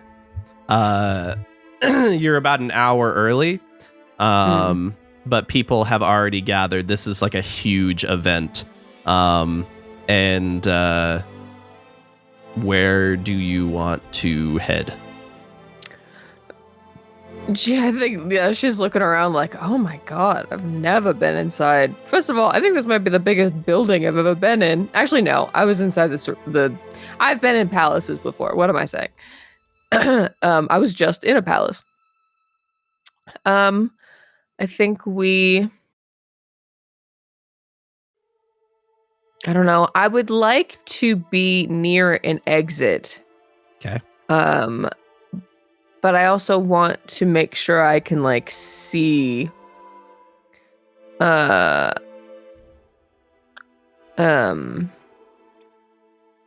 him when he's speaking. Mm-hmm. So maybe not the very back, maybe like somewhere kind of in the middle-ish, but like middle there's back. So many open seats. It's really up to you where you want to sit. Yeah, just kind of middle. You can move your token wherever you want to go. Maybe like I feel like we file in this row. Okay. Two of you could sit together, and one could sit on the end on that row.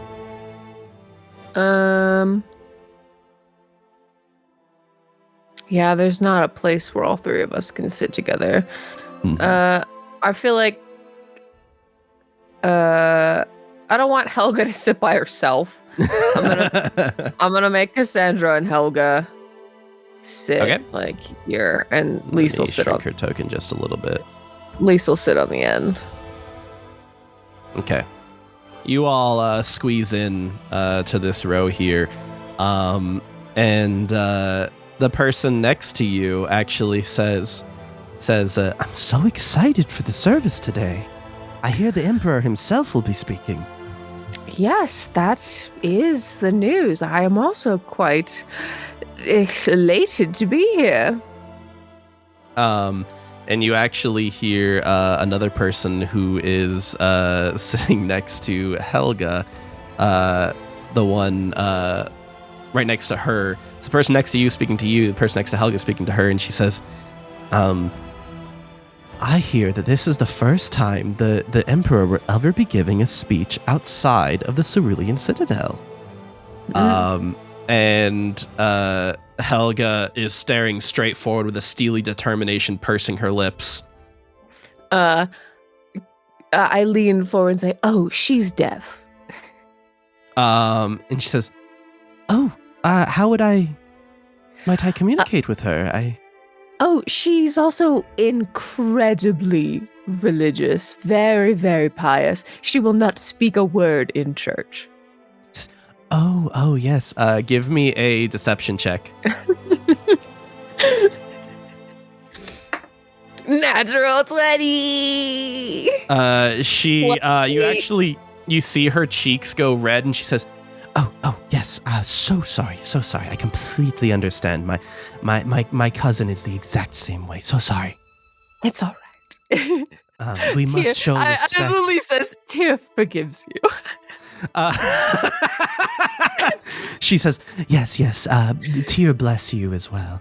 And she says, I would never want to disrespect the almighty visage of Tyr in his own home. Quite. And the lady next to you says, Oh, so you're quite religious then, but all three of you? Yep. Says, what's your favorite passage in the good word? I think I am going to take my good friend's lead and stay silent in this holiest of places. Give me in respect until the Emperor comes to grace us with his speech. Give me another deception check. Ooh, 19. She says, oh, okay. Yes, sure, yes. That's completely understandable. And she nods her head solemnly. You are the only three people in the entire congregation that are refusing to speak at all while waiting for church to begin. We're intensely religious. And you actually hear the people across the row from you whispering into each other. One of them says, I've never heard of not speaking before a service. They must be the purest followers of Tyr I have ever seen.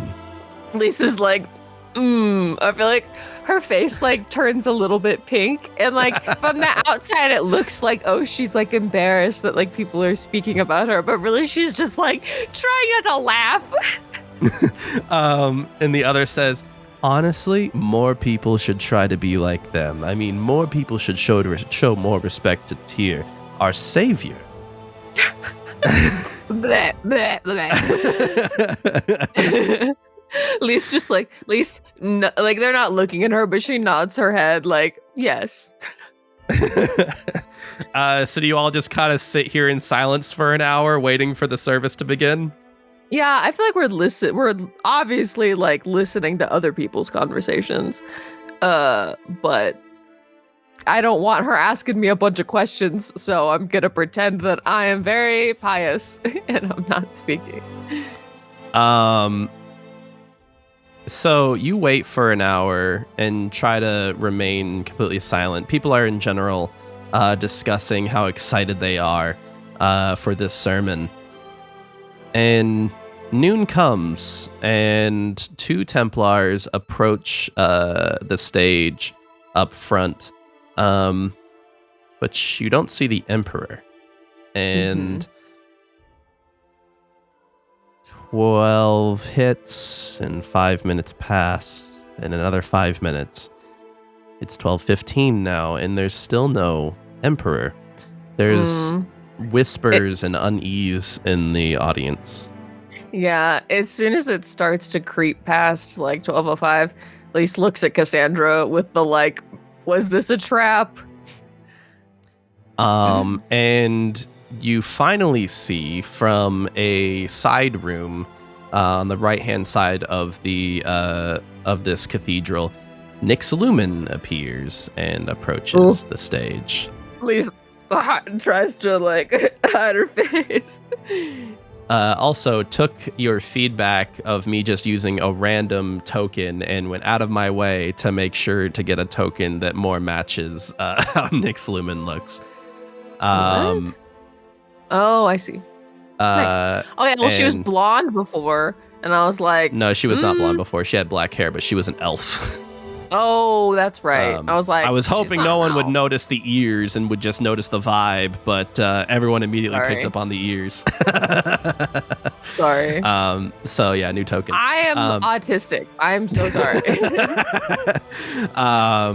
And she clears her throat.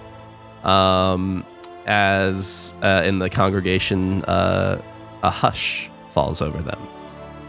And she leans on the podium a little bit, looking at the tome in front of her, and looks out over the crowd. And she calls out, oh, I forgot to mention, by the way, the whole reason we ran that poll. You notice as she comes in, you see Logain Hyover sitting in one of the front rows near the stage. But he doesn't see me. He doesn't see you.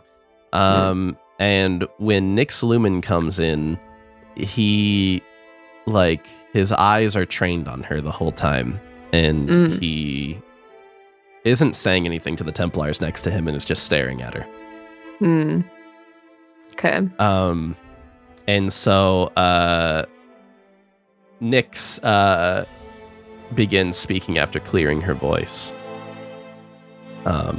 She says, "Good and noble people of the congregation, our most glorious emperor regretfully could not be here today to deliver his sermon." And after she says that, you hear like hushed whispers throughout the congregation as people seem to be like kind of pissed off that he's not showing up. And she allows that to happen for a moment, looks over the crowd, and then says, "That is because he is working diligently and tirelessly to bring harmony to Amaris. We believe we are close, and our emperor assures all of the good people of Oryn that harmony will be coming soon." More hushed whispers throughout the crowd. And she says, "Regretfully, we also needed to start late today, as I'm sure you have heard some strange instances happened in the West Azure suburbs." More hushed whispers. Someone says, "Is she referring to the ghost outbreak, or is she referring to the giant seagull?"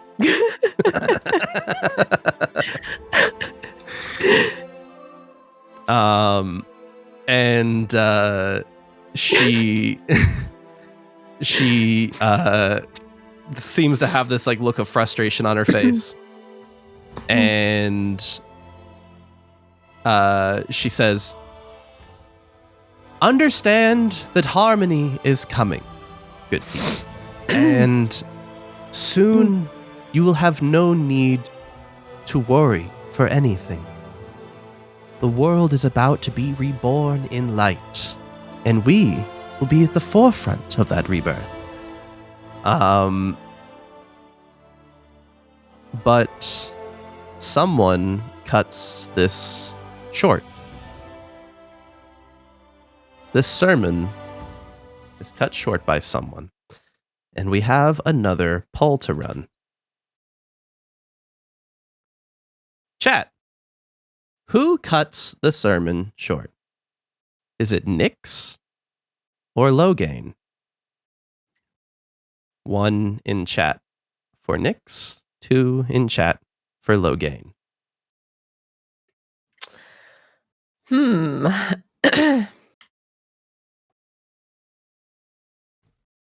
I don't like either of these options. I'm scared. And it looks like it's a landslide for Logain. Suddenly, Logain stands up out of his pew. Lisa's like, uh-oh. And he says,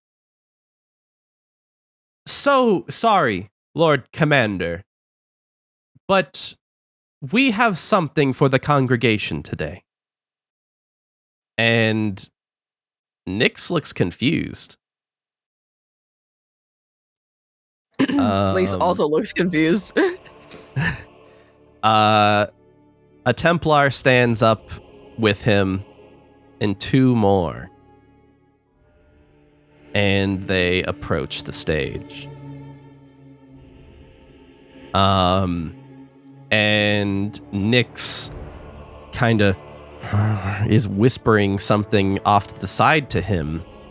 You can't quite make out what it is in this massive cathedral. You are like literally like 100 feet away. Yeah. But she doesn't look happy. And he calls out, I'm asserting my authority as commander to give an emergency speech to the congregation, ma'am. Do you have any reason that I cannot speak? And you see her dumbfounded. The two Templars standing next to her are also a bit confused as to what to do. And he walks up on stage, and she takes a step to the side. I think Lise like leans forward in her chair and is like really interested in what's about to happen. And he beckons to one of the Templar officers that accompanied him up here. And he walks up to the front of the stage and pulls out a burlap sack, and reaches into it and drops on the table here a stone. Lise looks at Cassandra and is like, looks at Cassandra and is like, and he says, Ma'am, Lord Commander, do you want to explain to me why, when I ordered a covert investigation of your quarters, we found a sigil of Baal? Lise is like, yes, and is the first to like loudly gasp. Yes, your gasp is followed by countless gasps. It's almost like the air is sucked out of this room. Like you can almost hear everyone's heartbeats as like everyone is freaking out. The congregation kind of like stops being so like reverent here and talking so low, and suddenly people start like talking at a normal volume, and they say, Sigil of Baal?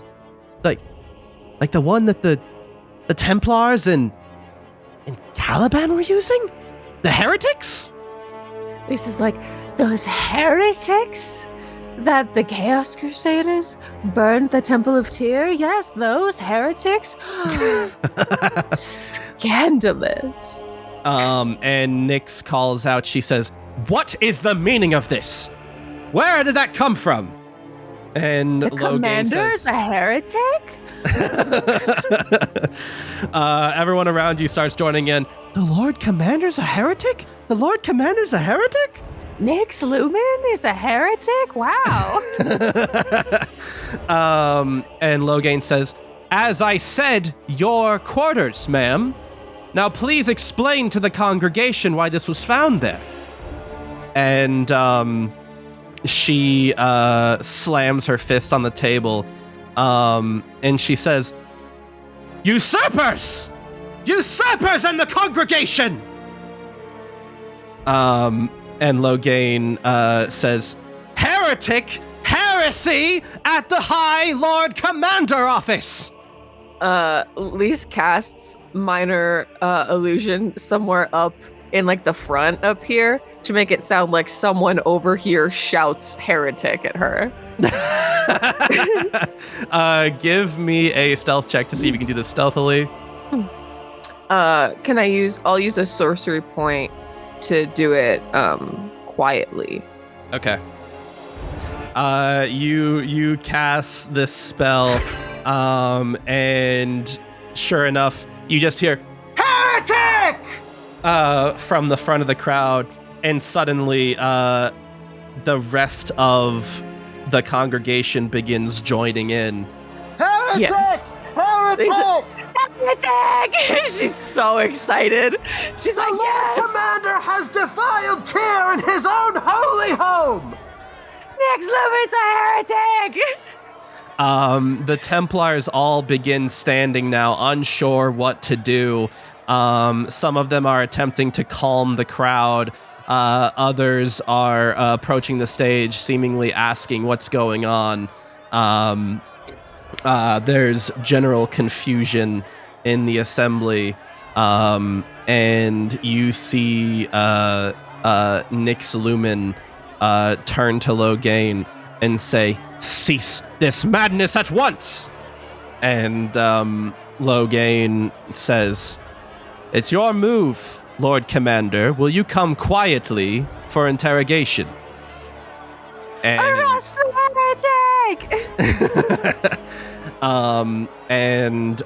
Nyx draws her sword, and she says, "I will not tolerate usurpers sullying the good name of Lord Tyr."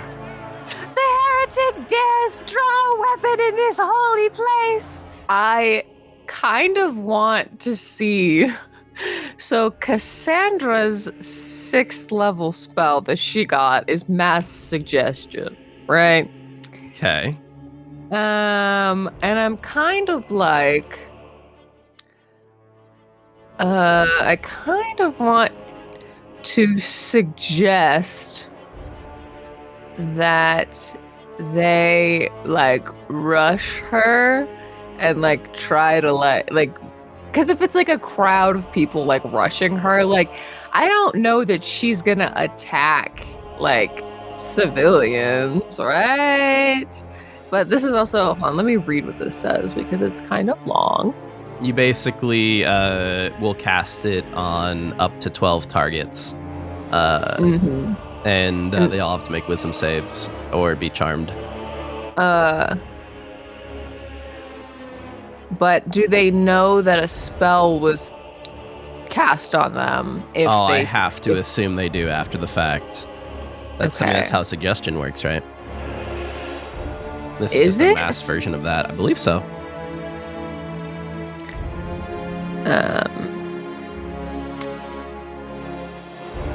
Because she has... I don't think... is that how suggestion works? Huh? Sorry. Typically, when you charm people, they know after you charm them. Oh, what I'm saying is if they succeed in their saving throw, do they know that somebody just tried to charm them? I would say yes. Okay. Well, but all of these people in here are just like... Because, I mean, that's typically how it works. All these people in here are just like commoners, right? Yeah. They don't look like they have like... They're just super people. High wisdom. Wearing their Sunday best. Okay, well, I'll save that for as a plan, like B or C. I want to see if I can do this naturally. Because does this crowd look like really pissed off? Like people were shouting. Yeah, they're riled. They actually, a hush falls over the crowd as the swords are drawn. And Nyx and Logain stand their ground. And you see these Templars are actually kind of like squaring up with each other too. But it seems like more of them support Nyx than support Logain. And I think Logain is looking around and seeing this and realizing that for some reason they're not willing to hear him out. And he says, "What are you doing? She is a heretic." And you begin to realize there are actually, while most of the crowd is screaming heretic, there is a contingent of the crowd that's also screaming usurper. And are on the side of Nyx. He's just trying to do this in front of the congregation. He's ambushing her. Shut up! She's a heretic. Do you not see that stone? Do you not, the crowd. Did you not hear about what happened in Caliban? The lady next to you actually speaks up and she's like, "How dare you speak so unkindly about our Lord Commander? I whip around and look at her, and I'm like, You would defend a heretic in this, the holiest of places? You would defend a usurper who looks to usurp the very powers that support Tyr most? ooh, this lady. And as she's arguing with you, you hear Nyx call out to the audience this time. And to the Templars at the very back of the cathedral. And she calls out, "Engage the arcane locks!" And you hear Uh-oh. around the cathedral. What And the... and she calls out, "Of course you would attempt to usurp me now, Logain. You're working with the Chaos Crusaders, aren't you?" And he says, "What on Tyr's Amaris are you speaking of, woman?" And she says, "Good people of Oryn, there is a real reason the Emperor is not here today. The Emperor was never going to attend this sermon, you see." Oh shit, it was a trap. People are now like terrified in the pews, like looking at each other, and she says, Lise like sinks lower into her seat. "Good Emperor Lightbane knew that the Chaos Crusaders could not resist an assassination attempt." That's so funny. That's not even true. We did not even come here to assassinate him. And everyone in the cathedral is talking to each other amongst each other. And you see some of them are beginning to like stand up and like look for the exits. Kind of making their way out of the pews. Yeah. Unsure what to do. What do you do? Or do you just stay there? The arcane locks.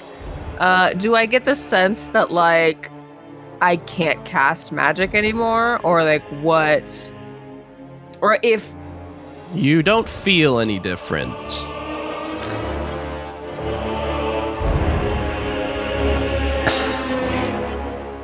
I don't. I'm worried that if I cast magic, like an alarm is gonna go off.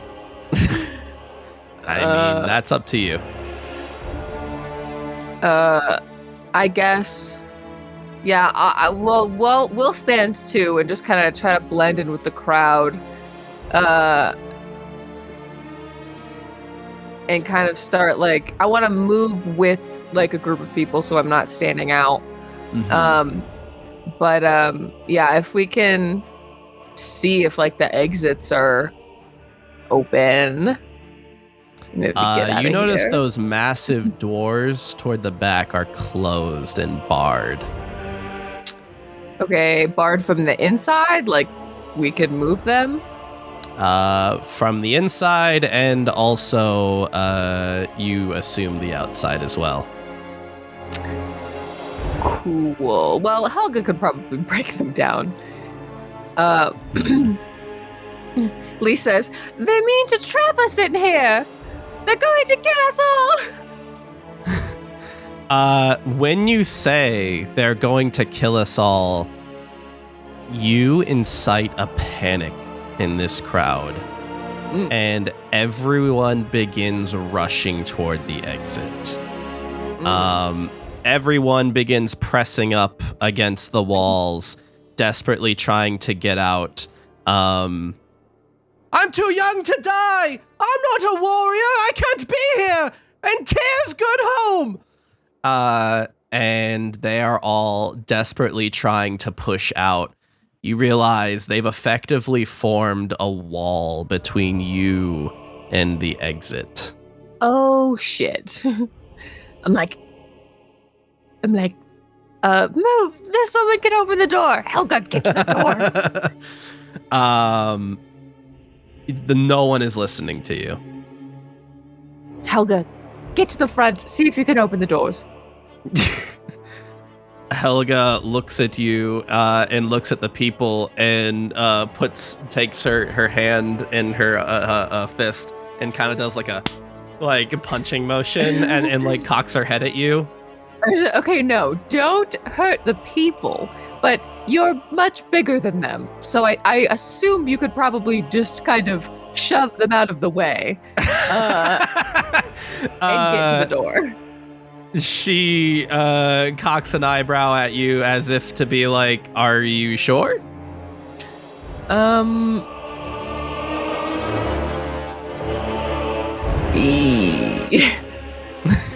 In the nicest way you can. You know what? You can say, "Move, please," as you shove through them, okay? She says, "Move, please," and pushes this person to her right here, and they fall over onto the pew and hit their head and fall unconscious. And the people in front of her begin screaming, "They're attacking the commoners!" She goes, "Fuck." Do these people, okay, there's a lot of people and they're all pushing on the doors and the doors aren't opening. They should start breaking the windows next. The windows are a little too high up to immediately reach. How tall are they? It's like a church, right? Like, so the windows are like kind of elevated off the ground. They're all like stained glass windows.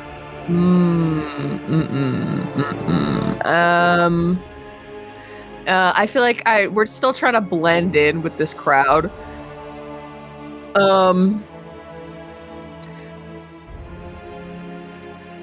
Can I want to message Logain, but I'm scared about the arcane locks. I don't know what that means. I look at Cassandra and I'm like, kind of under my breath, I'm like, do you think I could cast message and they wouldn't know? Or do you think that's a bad idea? She says, "Why would I know? I don't know nothing. I don't know anything about Tyr's fucking cathedral." All right, well, I don't want to do battle with these fucking Templars in a place filled with civilians. So... And as you guys are debating what to do, we pan back up to Nyx, Lumen, and Logain, and she calls out, "Worry not, good people. Once we find the Chaos Crusaders among you, you will all be allowed to leave." And Logain calls out, "Lift the locks, Nyx. This is an abuse of power." And she turns back to him and she says, "Final chance, Logain. Lower your weapon, and you will merely be dishonorably discharged." And he steels himself as he begins to realize there's no other way out of this. All right, I cast message. Okay. You cast message. Yeah, I knew it.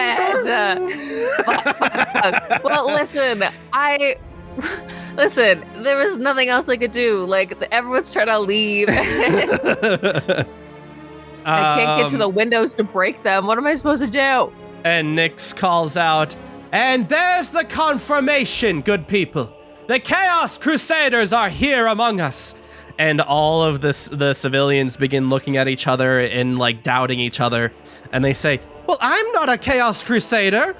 You were acting suspicious yesterday, Steve." While they're doing that, I mean, my message, it went through, right? It's just that an alarm went off. Yeah. Okay, well, so he can't see me, but I can see him. So I'm like, "Hey, buddy, long time no see. How the fuck do I get in here?" And you hear back, "Lise, what the hell are you doing here?" What do you mean, what the hell am I doing here? What the hell are you doing? Templar. Okay, and I'm a Chaos Crusader who heard about a big. Listen, I understand in hindsight that this was a trap, and I did walk into it for sure. But I'm not about to battle this bitch in a cathedral full of civilians. So, like, how do I undo the arcane locks? He says, "The arcane locks, they just detect magic. You can still cast." Oh, well then, why? How are the doors barred? Did they just The close? doors are inlaid with voidite. You can't cast spells through them. What about the walls? The entire church is built with voidite. Son of a bitch. So no teleporting out, huh? And Nyx calls out, "Lower the weapon, Logain." And he says, back to you, he says, "Well, there's no way out of this." And he lunges for her. Oh god, I'm like, while he does that, I say, do you want us to help? Because I don't think that would help your case. And he is fully distracted, lunging toward her. Nyx actually rolled better than him, though. Oh god. So he lunges at her first, but she cuts him off, and does a number of things.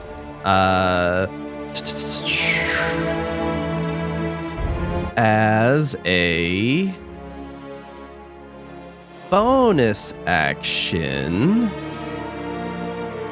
she raises her sword to the sky and calls out, "With the power of Tyr, I shall smite the heretics!" And her sword begins to glow with a radiant light. Sorry, 1 second. And she attacks Logain, swinging her her very, very large greatsword, not greatsword, longsword, and hits him, and does.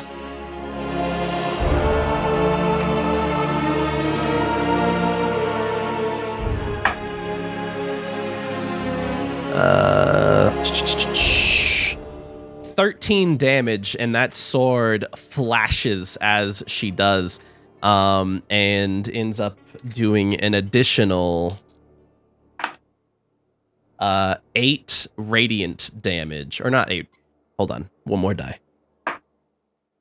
10 radiant damage. Jeez. And he is burned by this magic.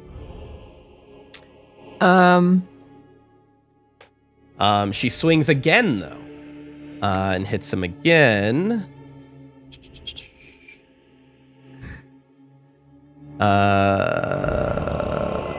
Also, he begins, after this first attack hits him, she brings her sword down onto his shoulder, and he's striking, and the sword flashes in a blinding light that burns the eyes to look at. And he begins glowing with radiant light after she does. And she swings a second attack at him. While this is happening, I look at Cassandra and I'm like, should we help? Or what are we doing? That hits. And does 13 additional damage. And at seeing this blinding light and this blood spatter onto the temple table, you hear screams in the crowd, as people begin panicking at the sight of blood spilled. And Cassandra replies to you, and she says, I don't know. I wasn't God damn it. We were supposed to not vandalize the temple. God, fuck. She said, we haven't vandalized anything. It's them who are doing it. Why does destruction follow us everywhere we go? Is it? Yeah. How high up would you say these windows are? Like 20 feet or so off the ground. They're like elevated above the average person's height. Okay. But if we stacked stuff, we could probably get up there. Probably.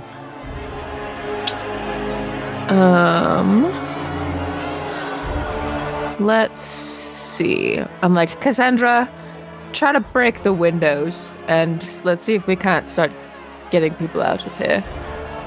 Once people start clearing away from the doors, we can send Helga up there to see if she can break them down. She says, all right, you want me to grab a pew or something? Well, I'm looking through her spell list to see if she can cast something that will, like, break the windows. If you're going to be taking actions, I'm going to need you, all three of you, to roll initiative, since a fight is happening next to you. Okay. You're not even though you're not necessarily in the fight, this is how we can resolve, like, the order at which things happen. Okay. Do you want me to roll for Helga and Cassandra, or? I'll roll for them. Lise got a 4. Okay. Cassandra got a 19. Okay. And Helga got an 11. Okay. You said an 11. So Cassandra is actually the next person to do something. Nice. Which is what I was hoping for.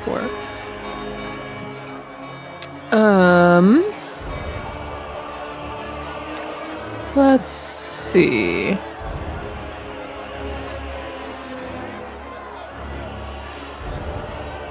She doesn't have, like, shatter or anything like that.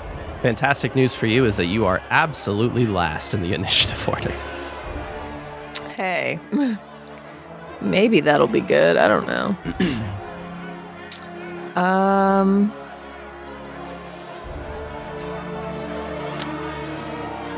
She has, like... Oh. My hair type broke. Oh. She has like earth tremor, but that's on the ground. Mm-hmm. Why doesn't she have anything that's like... I mean, the windows like, are pretty far away. She may end up needing to dash action just to get over to the windows. Okay, let's start by having her move to the closest window. Yeah, she'll dash action to the closest window. If she dash actions, she can just barely reach the edge of the cathedral over here. Okay. Yeah. Actually, she's going over... Okay, so she's going over pews, actually. And I think you could make the argument that... I'll say if you're going horizontally through the pews, it is not difficult terrain. However, if you're trying to go vertically, like then you're jumping over them. Yeah, then that's difficult terrain. But I will say it's not difficult terrain because you can run through the pews. Yeah. I was like, there's aisles. Yeah. Okay. She took a dash action. That's her turn. Unless she has a bonus action to take. Nah. She'll bonus action give Helga inspiration. Okay. Bardic inspiration. Yep.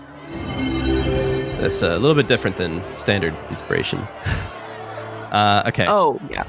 She has inspiration. Make sure not to forget that. I'll write it down. Or else you might forget to use it, as you sometimes do. Shut up. Next up in the initiative order is Logain, who returns an attack on her.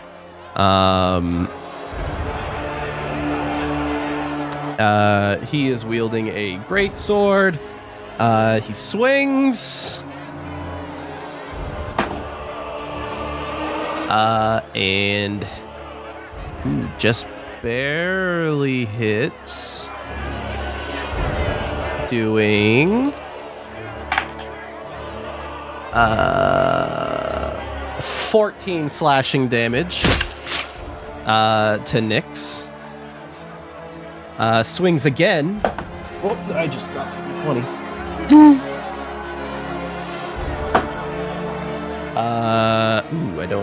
I don't think that hits. Misses and swings one final time.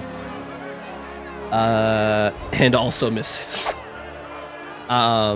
He brings his massive greatsword down, hits her once, slashes her across the chest, and she brings her shield up and deflects the other two attacks. And we move on in the initiative order. We're going to run through. I've labeled all the soldiers up here with either Nyx or Logain to mark who they are supporting. And there are more Nyx supporters than Logain supporters. The way we're going to do this is we're going to roll all their attacks at once. However, Logain supporters are trying to hit a slightly higher AC.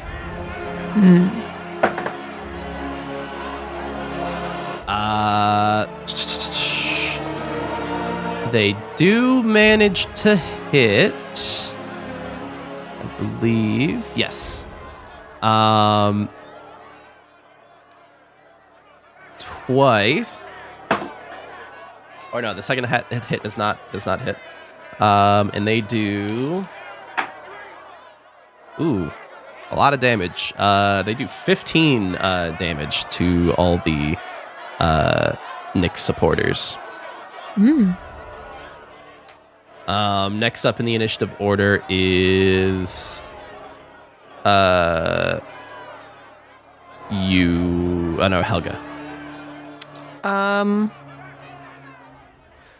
Helga is going to, as politely as she can, try to make her way to the doors.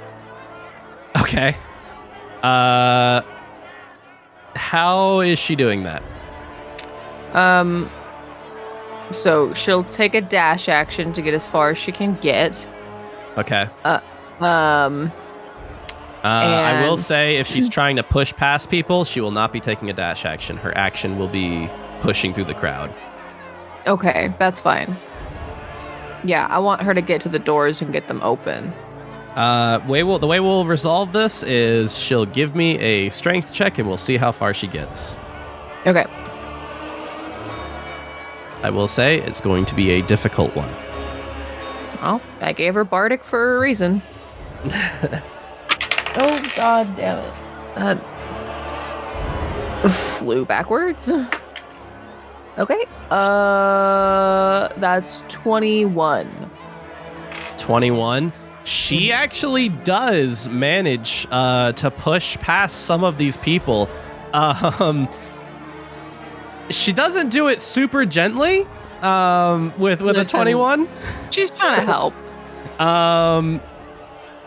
Go ahead and roll, or not roll. That's not a roll.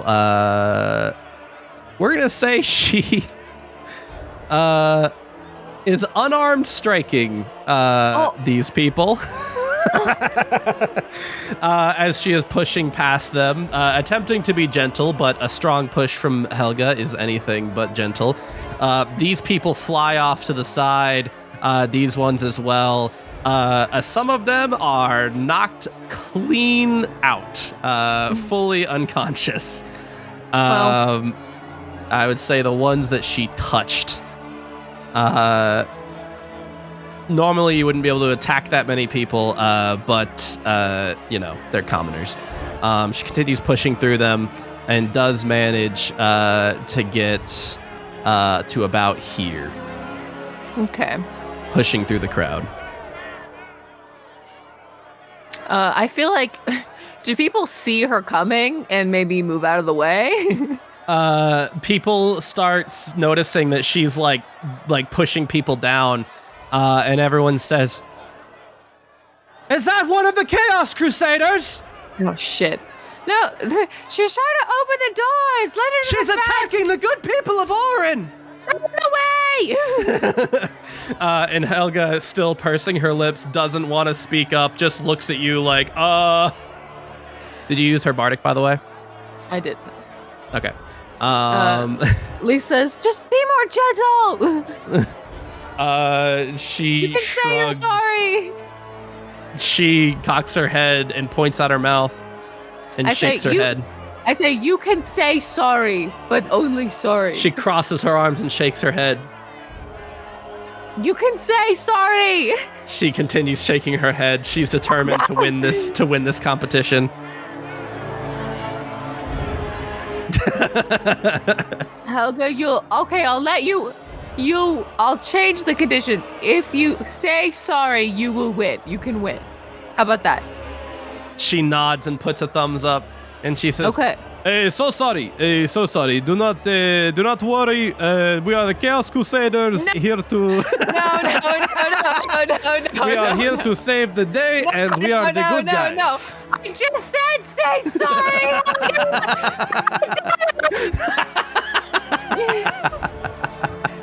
God, I love Helga, but I also sometimes I fucking hate Helga. Just a little bit.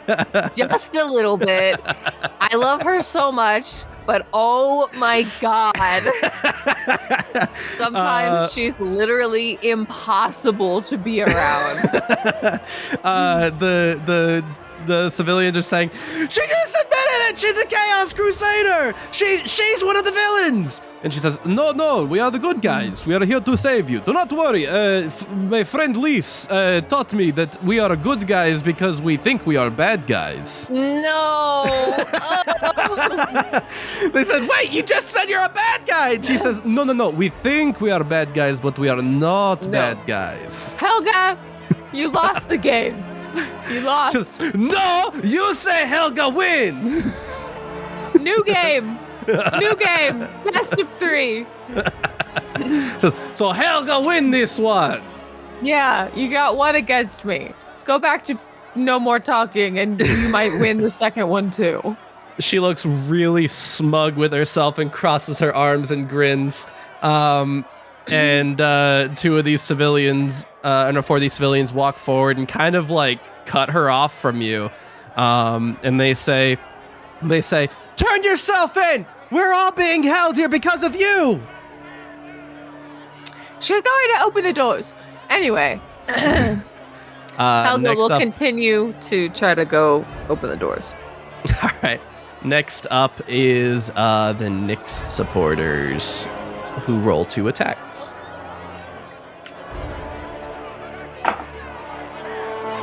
Ooh, one of them being a nat 20. Uh-oh.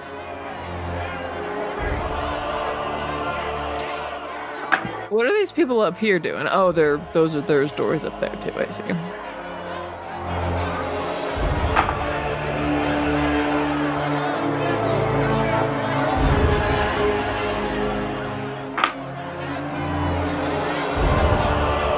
And they do a grand total of 36 slashing damage to all of the Logain supporters.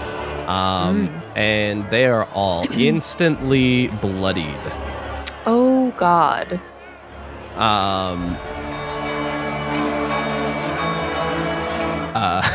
Okay. And next up in the order is you, Lise. Oh, God. Okay. Well, maybe I can get the fucking windows open. Let's see.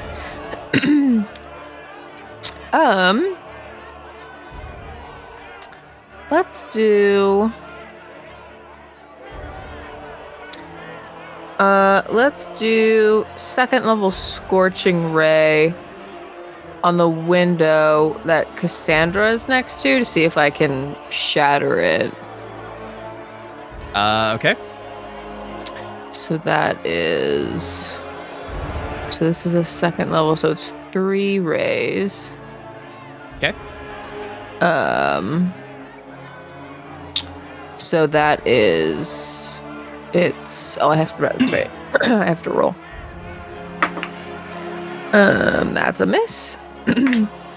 That's a natural 20. Okay. So let me roll damage on that.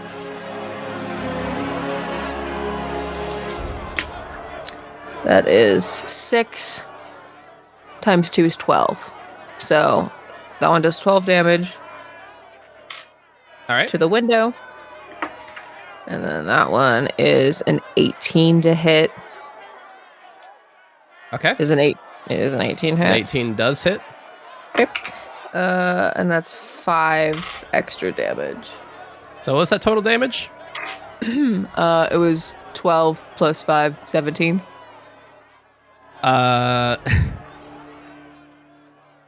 With 17 damage, that window fucking explodes.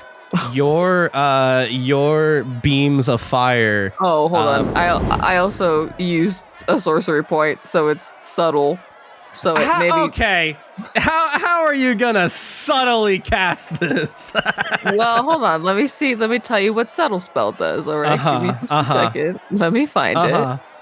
The beams of light still come from your hand. Where is subtle spell? Where is it? I can't find it. A sorcery point, bonus action. Where is it? I can't find it. So the way it works is I found it. you can cast without verbal or somatic components. That's but the way this spell works is you shoot a beam from you. So we could say you just stand there completely stiff as a board and these beams fly out from you. Okay, never mind. Like if you have a better idea, I'm all ears, but I don't know how you make that subtle. Can I move into the crowd and do it in case? Okay, sure. No, they're gonna know it was me. No, you can move into the crowd and stand stiff as a board. No. I will move closer to the window though. As this window shatters, a hush falls over the audience. 10, 15, 20, and 30. You could hear a pin drop in the church right now.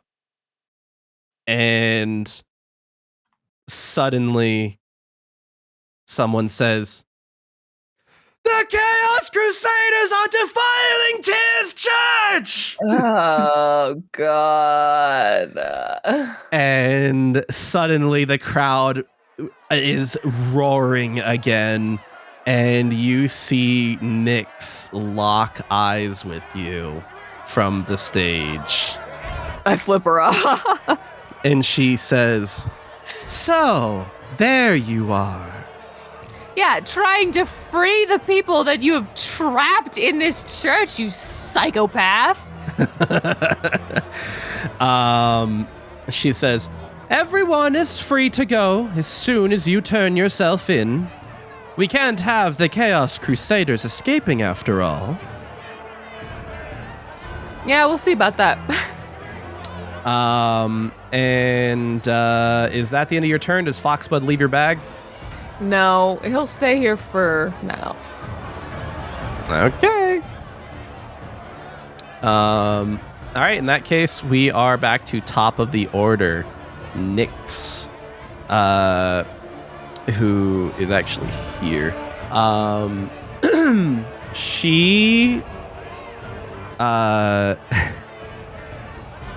smirks and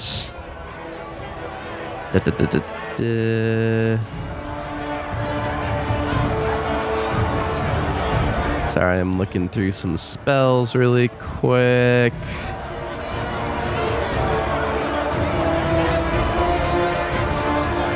Yeah, okay, here we go.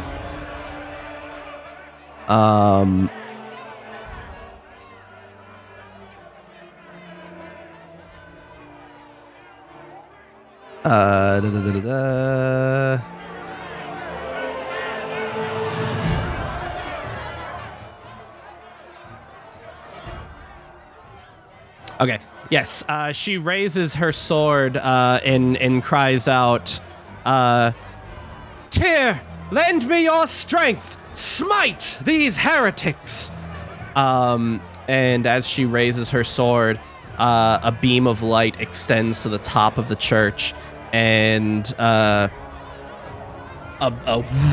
wave of light radiates out, and that light, you notice, starts to gather around the spot between you and Cassandra. Uh-oh.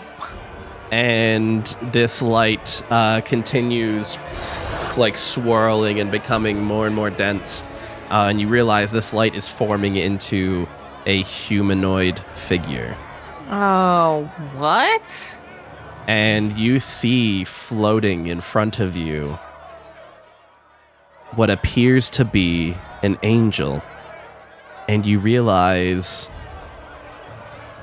that you've seen this figure before in statuesque form. This is the prophet Justinia. Oh, the prophet Justinia? Really?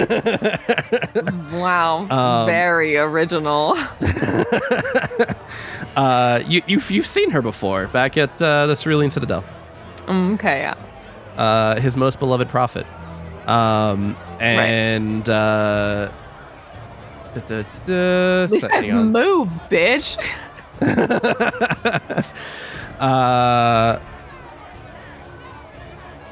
And she hovers in front of you, and she looks at you and says, By Tyr's gaze, repent, heretics. I'm pretty sure Tyr is homophobic because I'm gay, so I don't really care about Tyr's gays. That is, I think, Nyx Lumen's turn.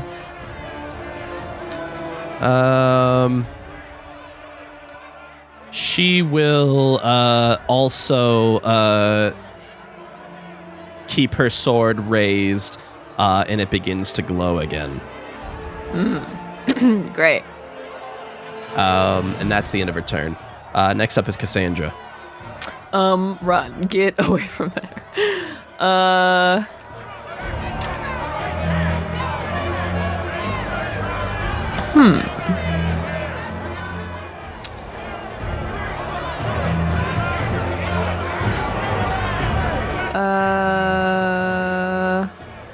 It's a 15-foot cube. There's people around her though. Ooh.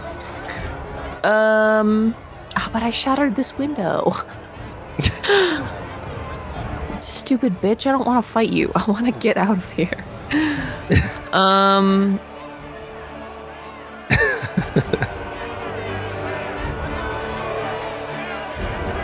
Maybe I can destroy this door up here. Okay, Cassandra's gonna disengage. And she's got 30 feet, so 5, 10, 15, 20, 25, 30. She's gonna run towards these doors. Okay. Is that the end of her turn? Yeah. Okay. Next up is Logain, who's going to swing on Nyx. Let me resolve this.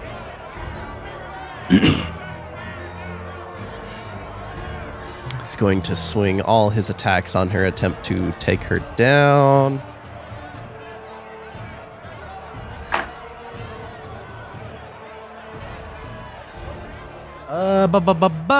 Ooh, wow. Okay.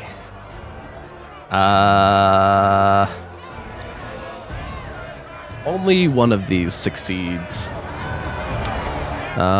He once again slashes her arm as she's raising her sword, and before he can hit her 2 additional times, his sword clanks off of her shield again, and he does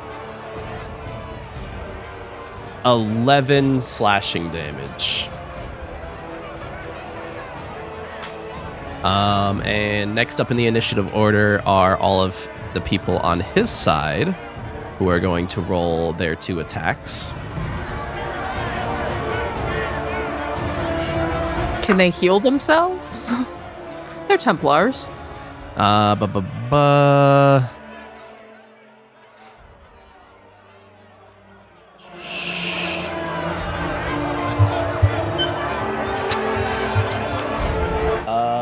One of the attacks succeed, the other fails. They do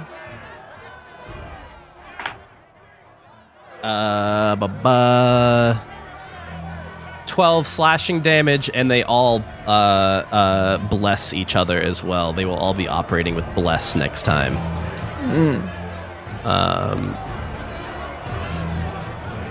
Sorry, I'm like keeping track of so much shit in this fight. All right. I said 12 damage, right? Yeah. All of the Nyx supporters are also bloodied at this point.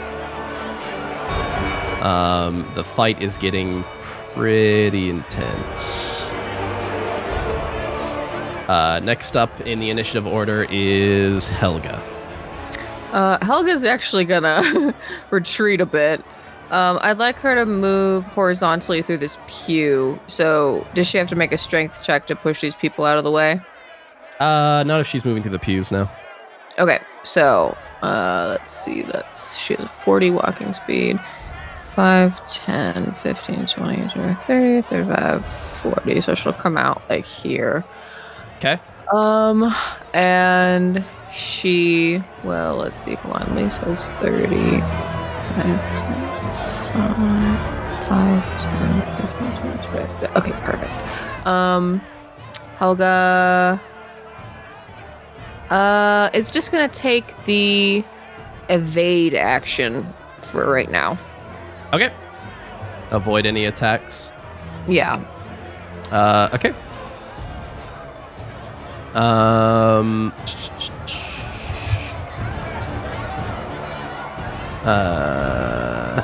mean, technically that's a feat, but we'll ignore that. Well, right, evading is like she has anything attacking her has disadvantage. Yeah, I'm pretty sure being able to do that. I think that's a feat, but I'm ignoring that. I think it's silly when stuff like that is feats. Okay, now the Nyx supporters roll their attacks.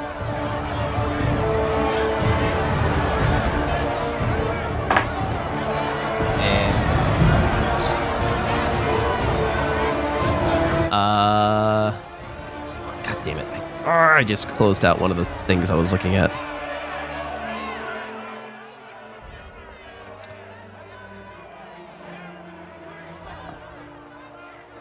They actually both fail. Okay, next up in the order is Ulysses. I'm gonna... Actually, they're all gonna also cast Bless on themselves. I'm gonna run down to Helga. And we are going to...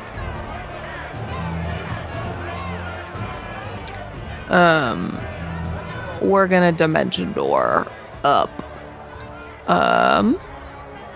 Over here. We're gonna Dimension Door right over here. Okay. And then, yep, that's my action. Okay. You Dimension Door further north in the cathedral. Next up is Nyx Lumen again.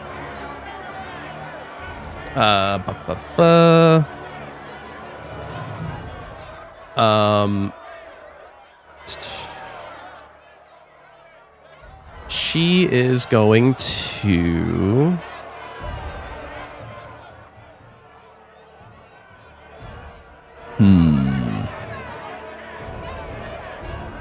What fuckery can she get up to?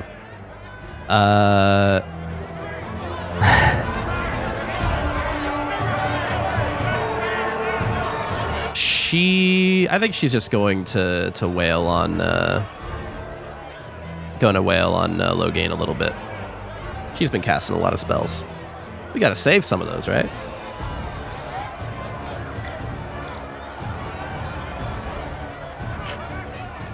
Gotta save some of those for later.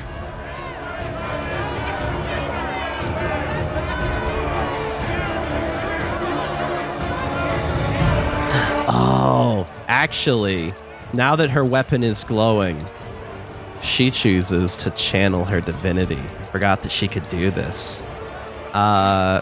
And her weapon is no longer just glowing with like this holy golden light, but like the blade itself sort of becomes like this brilliant blue before she attacks. Oh. A nat 1 on one of those. The other hits. She does 19.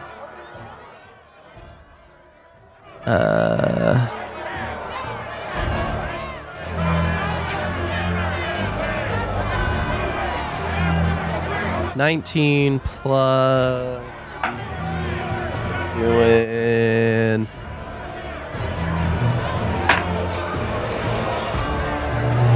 and then I need to resolve the previous spell she cast.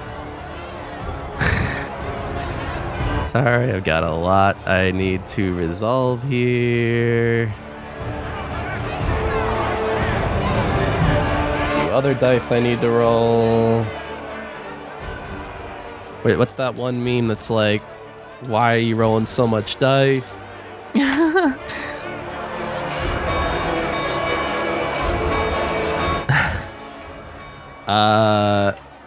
She does a grand total of 38 damage to Logain with all of this. Logain is instantly bloodied as like this light explodes on him, and he continues to glow with this bright golden light. And she says, "You shall be judged by Lord Tyr himself," and brings her sword down on him. Logain is definitely very much bloodied at this point. Not looking great. And with that, we are on to Cassandra. She's running. Cassandra's gonna dash action.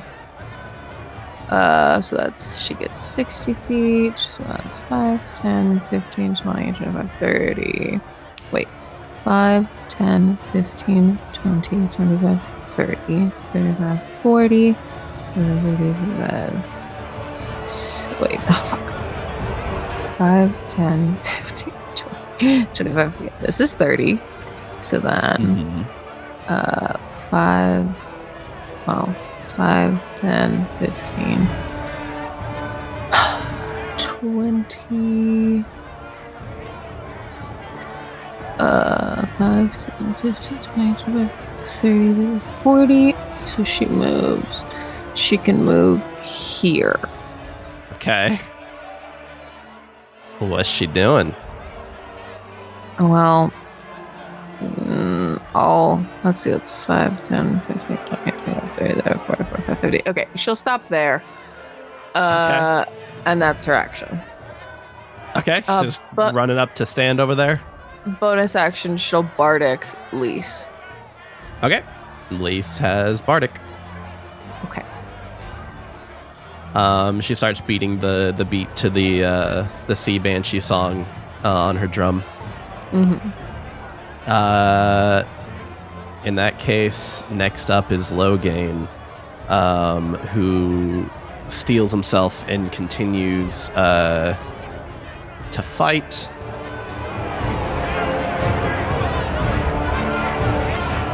Give me just 1 second. All right. What does he do? What does this man do? He raises his sword to the sky And he cries out, "Please, Tyr, if there is any good in you, cure my wounds!" Lys is like, there's not. And he is not answered. Okay. Well, there's your answer. And he sees this, lowers his sword, and swings his attacks on Nyx's lumen.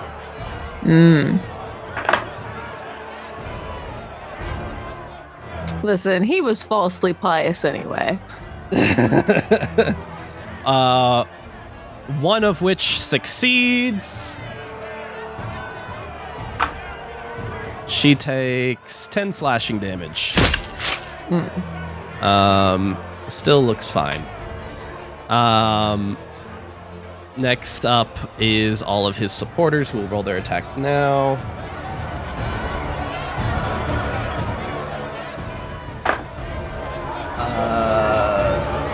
One of which succeeds.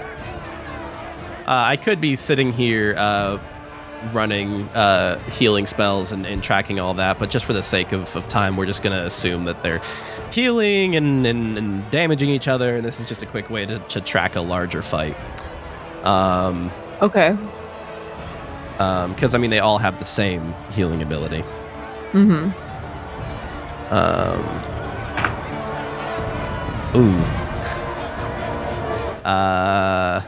They do a grand total of 5 slashing damage to the Nyx supporters.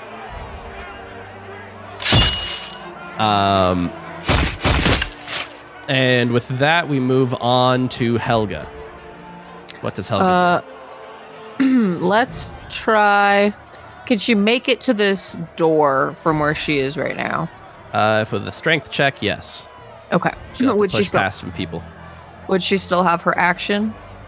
I think that would be her action, pushing past people. All right. Fine. 17. All right, yeah, I'll let her succeed with that. More people are pushed to the side. A couple of them fall unconscious. She's attacking the civilians! Oh my God. We're not soldiers! You're in the way of the door. Some people fall unconscious. But she is at the door now. Cool. So. And it is this large door. It looks very thick. Next up in the order is the Nyx supporters.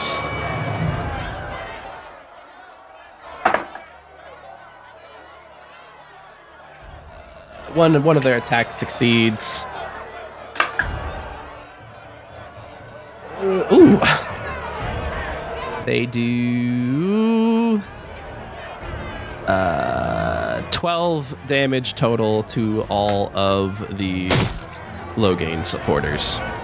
It definitely seems like in this fight, the Nyx supporters are operating with the upper hand. We move on to Lys. All right. Lys. Ooh, Lys is like, all right, Helga's got the door. She's looking around for something to do, and she just kind of is like, I mean,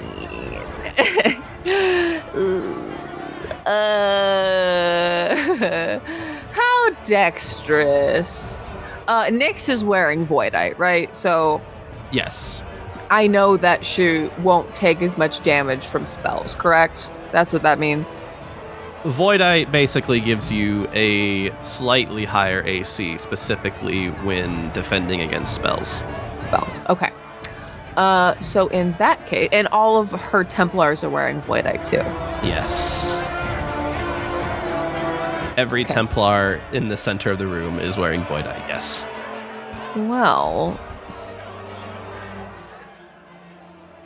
my spell save is 19, I believe. So that's pretty high. Well, but that's to hit. But if they have to make a check, that can't affect that. Mm-hmm. Or do they get to add more because they're wearing white eye? Okay. Listen, we'll try it. Listen. Are you gonna throw a fireball into the mix? No. No, go ahead. Let's do it. Let's do a fireball right at the center of the stage. Let's see. 5, 10, 15, 20, 25, 30, 35, 40. You should do it, please. Toss a fireball in there. And then this is 5, 10, 15, 20, 25, 30. Okay. I want to see the church burn like the last 5, one. 10, 15, 20, 25, 30. Okay, if Lise moves here, I believe she can. Now listen, this spell it's hit or miss because if she succeeds, she takes no damage. Right? Okay. But if she fails. Uh-oh. What are you doing? Why don't Hey, can you have Nyx give me a dexterity save? Just a little dexterity save. Just a little one. Just a little one. Just a little one. Please roll poorly. Please roll poorly. Sorry, there's like two different things I have to add. 19? Fuck. All right. I don't know what you're doing right now. I was trying to cast Disintegrate, but she met the save. Okay. So nothing happens. So what happens? Nothing happens. Yeah, Disintegrate is either you make a dex save on a failed save, it takes the damage, and it is disintegrated, but nothing happens on a successful one. So it's kind of like you really gotta hope that they don't make your save. I won't go into detail why, but there's actually two things I add to Nyx's saves as part of her class. Okay. Well, I tried. Oh wait. Oh no, I can't. You can't add Bardic to that. That doesn't. Never mind. Okay. Do you want to have Foxbud do anything? Not right now. He'll be my trump card if I need him to do something. Okay. We're back to top of the order. Nyx, who I guess continues rolling attacks on Logain here. Okay.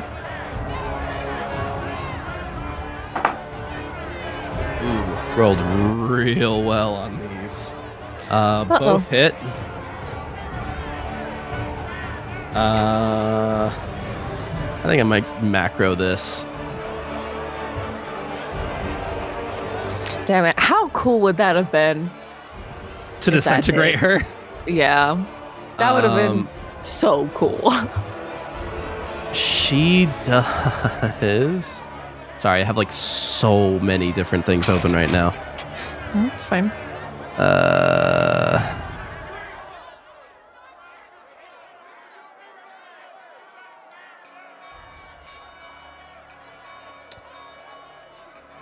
We're gonna do both of these with Divine Smite.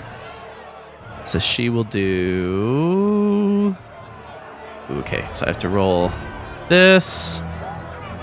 She does a grand total of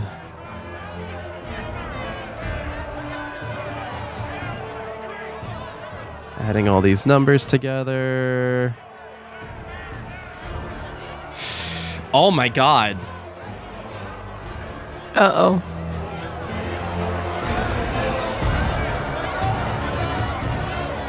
I think she just did 51 damage to him. Oh no. Nyx brings her massive longsword down and slashes him across the stomach, the chainmail exploding off of his waist area and cutting deep. He falls to one knee, holding his gut with one hand, and looks up at her. And he says, "You know what you're doing is wrong." And she says, "I will let Tyr judge my soul as he is about to judge yours." And brings her sword down again and swipes her sword through his neck. How many negatives is he? Logain's head flies off the stage. He is dead. You are unsure how dead, but definitely dead. Yikes.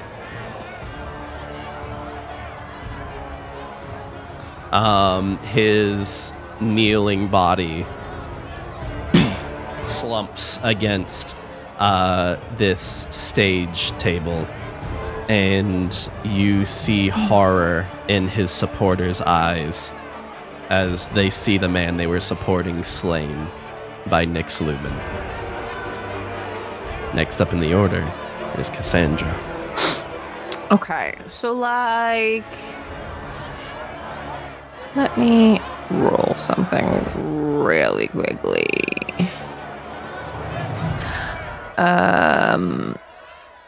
So like, if Cassandra were Chat's to harassing me for saying you're not sure how dead. When I say not sure how dead, I'm referring to how negative he is.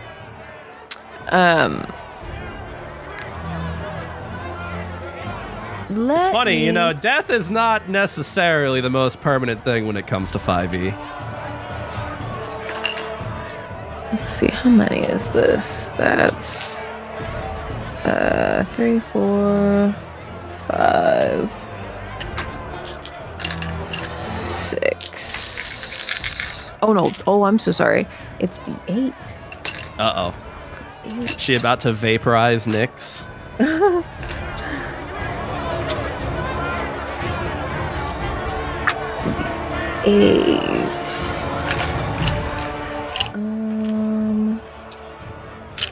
I'm trying to. Sorry, D8s are shaped so weird. I have to like pick through and find them.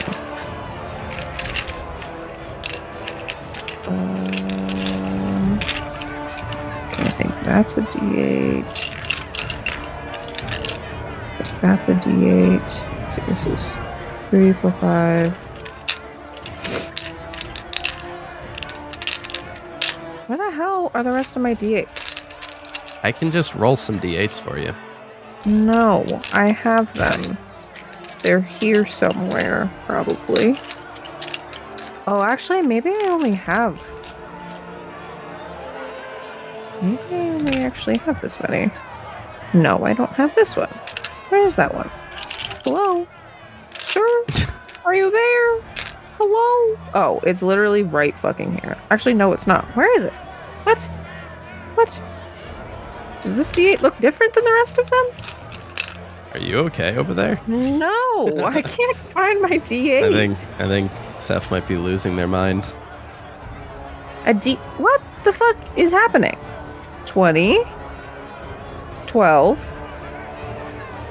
Where is it? It looks like a bunch of triangles. Oh god, it was at the bottom. Jesus Christ. 1, 2, 3, 4, 5, 6. Seth talking to their dice. 3, 4. Okay, finally. God damn it. That was so annoying. Okay. Okay, so one more time. 1, 2, 3, 4, 5, 6. Okay, 68. Jesus Christ. 68? So annoying. That is plus 5 plus 7 plus 4.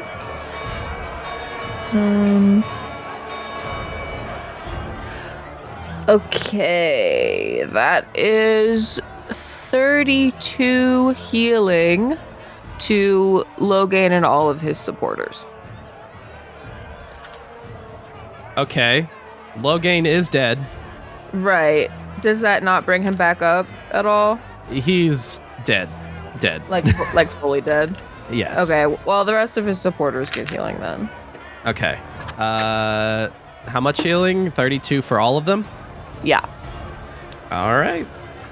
How did you do that?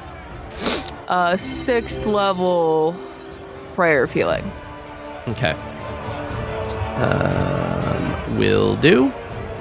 That's her 6th level spot eaten up. Yeah. Cool. They feel rejuvenated and turn to you.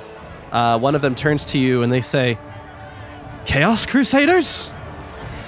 I'm like, I didn't come here to let this bitch tell me what to do, and I don't think you did either. How many people does that affect? 6. 1, 2, 3, 4, 5. Okay, yeah, that'll affect them all. Cool. They are actually all no longer bloodied. Nice. Cool.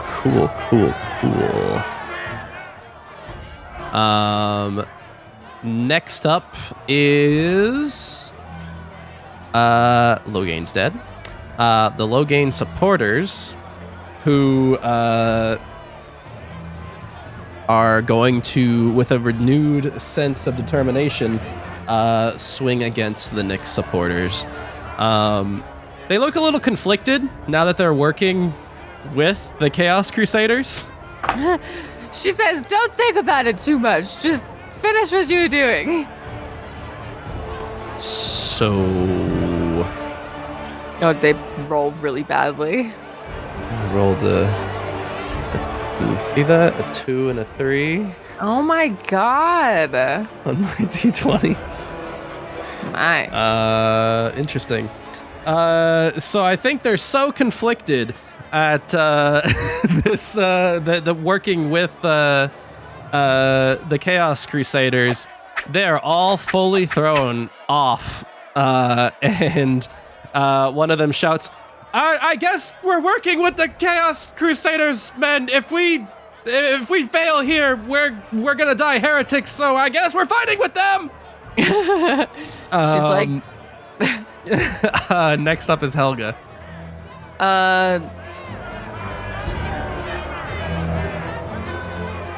She couldn't get over here that quickly anyway.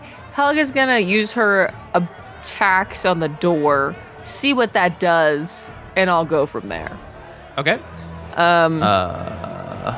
So she will go. Well, if she goes into a rage,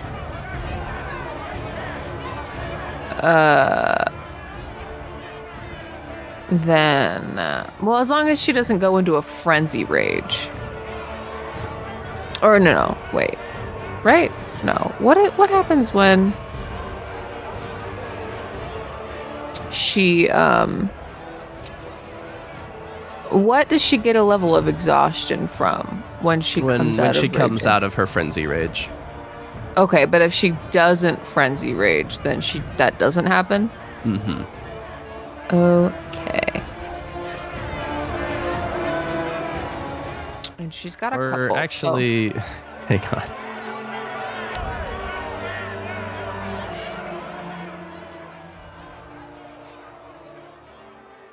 Oh, after each rage. That's just always a thing. Oh. I remembered wrong. Oh, wait, no. Normal rage does not impose exhaustion. My bad. Yeah, it is I was just right. a frenzy rage. Yes. Okay. So she'll go into a regular rage for right now. Okay. And then so she only gets 2 attacks. But Okay. she'll take both of those attacks on this door. Okay. Go ahead and roll those. And it's not just plus 10, it's plus something else too, because she's raging. But it's plus 13, that's right. 17, 18, 19. Mod 20. Okay. That definitely hits. And 17.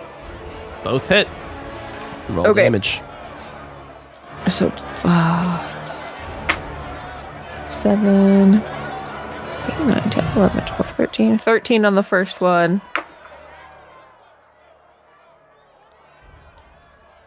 And 14 on the second one. 13 plus 14, so 27 total damage. Yeah. All right. She wails on this door, and boom, boom, with 27 damage, just barely manages to break the braces just enough to make a small opening that a single person could fit through. The door is not fully destroyed, but a single person could make it through. Okay. If she continues to wail on it, she could make the opening larger. Okay. She'll stay where she is for right now. Okay. Next up are the Nyx supporters, who roll attacks.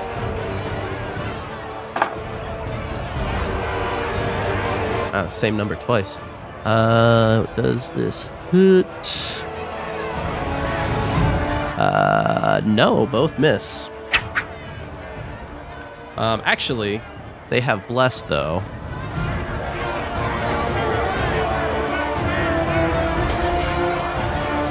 So let's actually, now that I'm thinking about it, let's add that to one of those.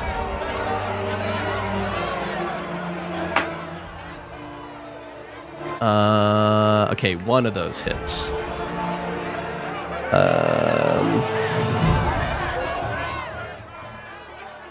Operating with blessings from Tyr himself, they managed to hit once against the Logain supporters, and do 11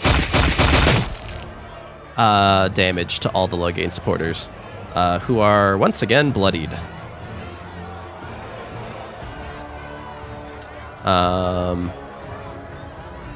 And with that, we are back to you, Lise. Okay. Lisa's like, well, I whiffed that, but round 2. Okay, coming up again. I didn't manage to disintegrate her. Okay. Let's try. Yeah, let's try immolation. Let's try. Give me one more dexterity saving throw. Okay. Roll the big die for this one. Please roll bad this time. It's a dexterity save. Yes, sir. Let me make sure Please. I'm adding everything here. At least she'll take damage even if she succeeds on this one, but still.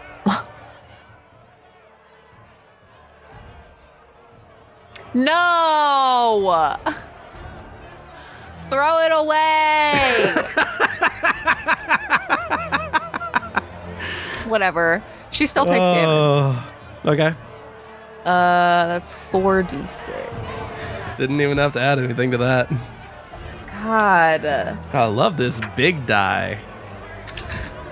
This big, gigantic die. Riley got me this die. Yeah, thanks, Riley. If Lise dies, we all blame Riley. All right, well, she still takes 13 damage. All right. Flames erupt around her, and she takes 13 points of fire damage. Does Foxblood do anything or stay in your bag? Nah, he's gonna stay. He's gonna stay where he is for now. Nyx raises her sword to the sky again and calls out, "Tyr, I have slain a heretic in your name. Now, I beg of ye, help me with thine own hands to slay the remaining heretics." And she stabs Logain's slouched body and raises a hand to the sky. And she receives. Hang on.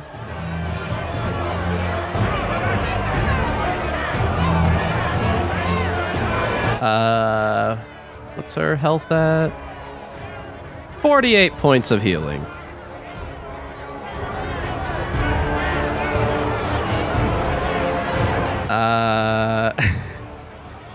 As this golden light surrounds her,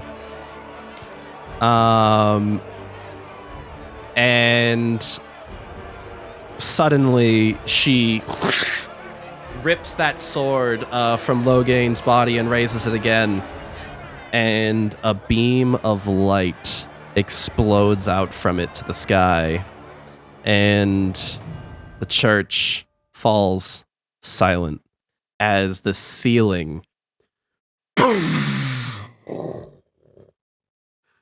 explodes. There is now a massive hole in the ceiling. You see massive chunks of the ceiling falling down around the stage, thankfully not landing on anyone in the crowd, neither landing on anyone on stage, but instead surrounding the stage, almost as if divine intervention caused the rubble to fall in this way. And you look to the sky and you see that it is shrouded in golden light. The whole sky is glowing right now, a brilliant gold. And you see a face appear in the sky. Oh, God.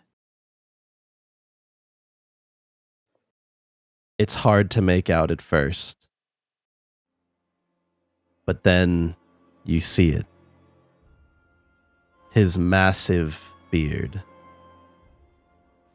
his lack of eyes, his long, flowing white hair. You see in the sky the face of the god Tyr himself. And you hear his voice boom out. The heretics shall be slain. Repent. How about eat shit, actually?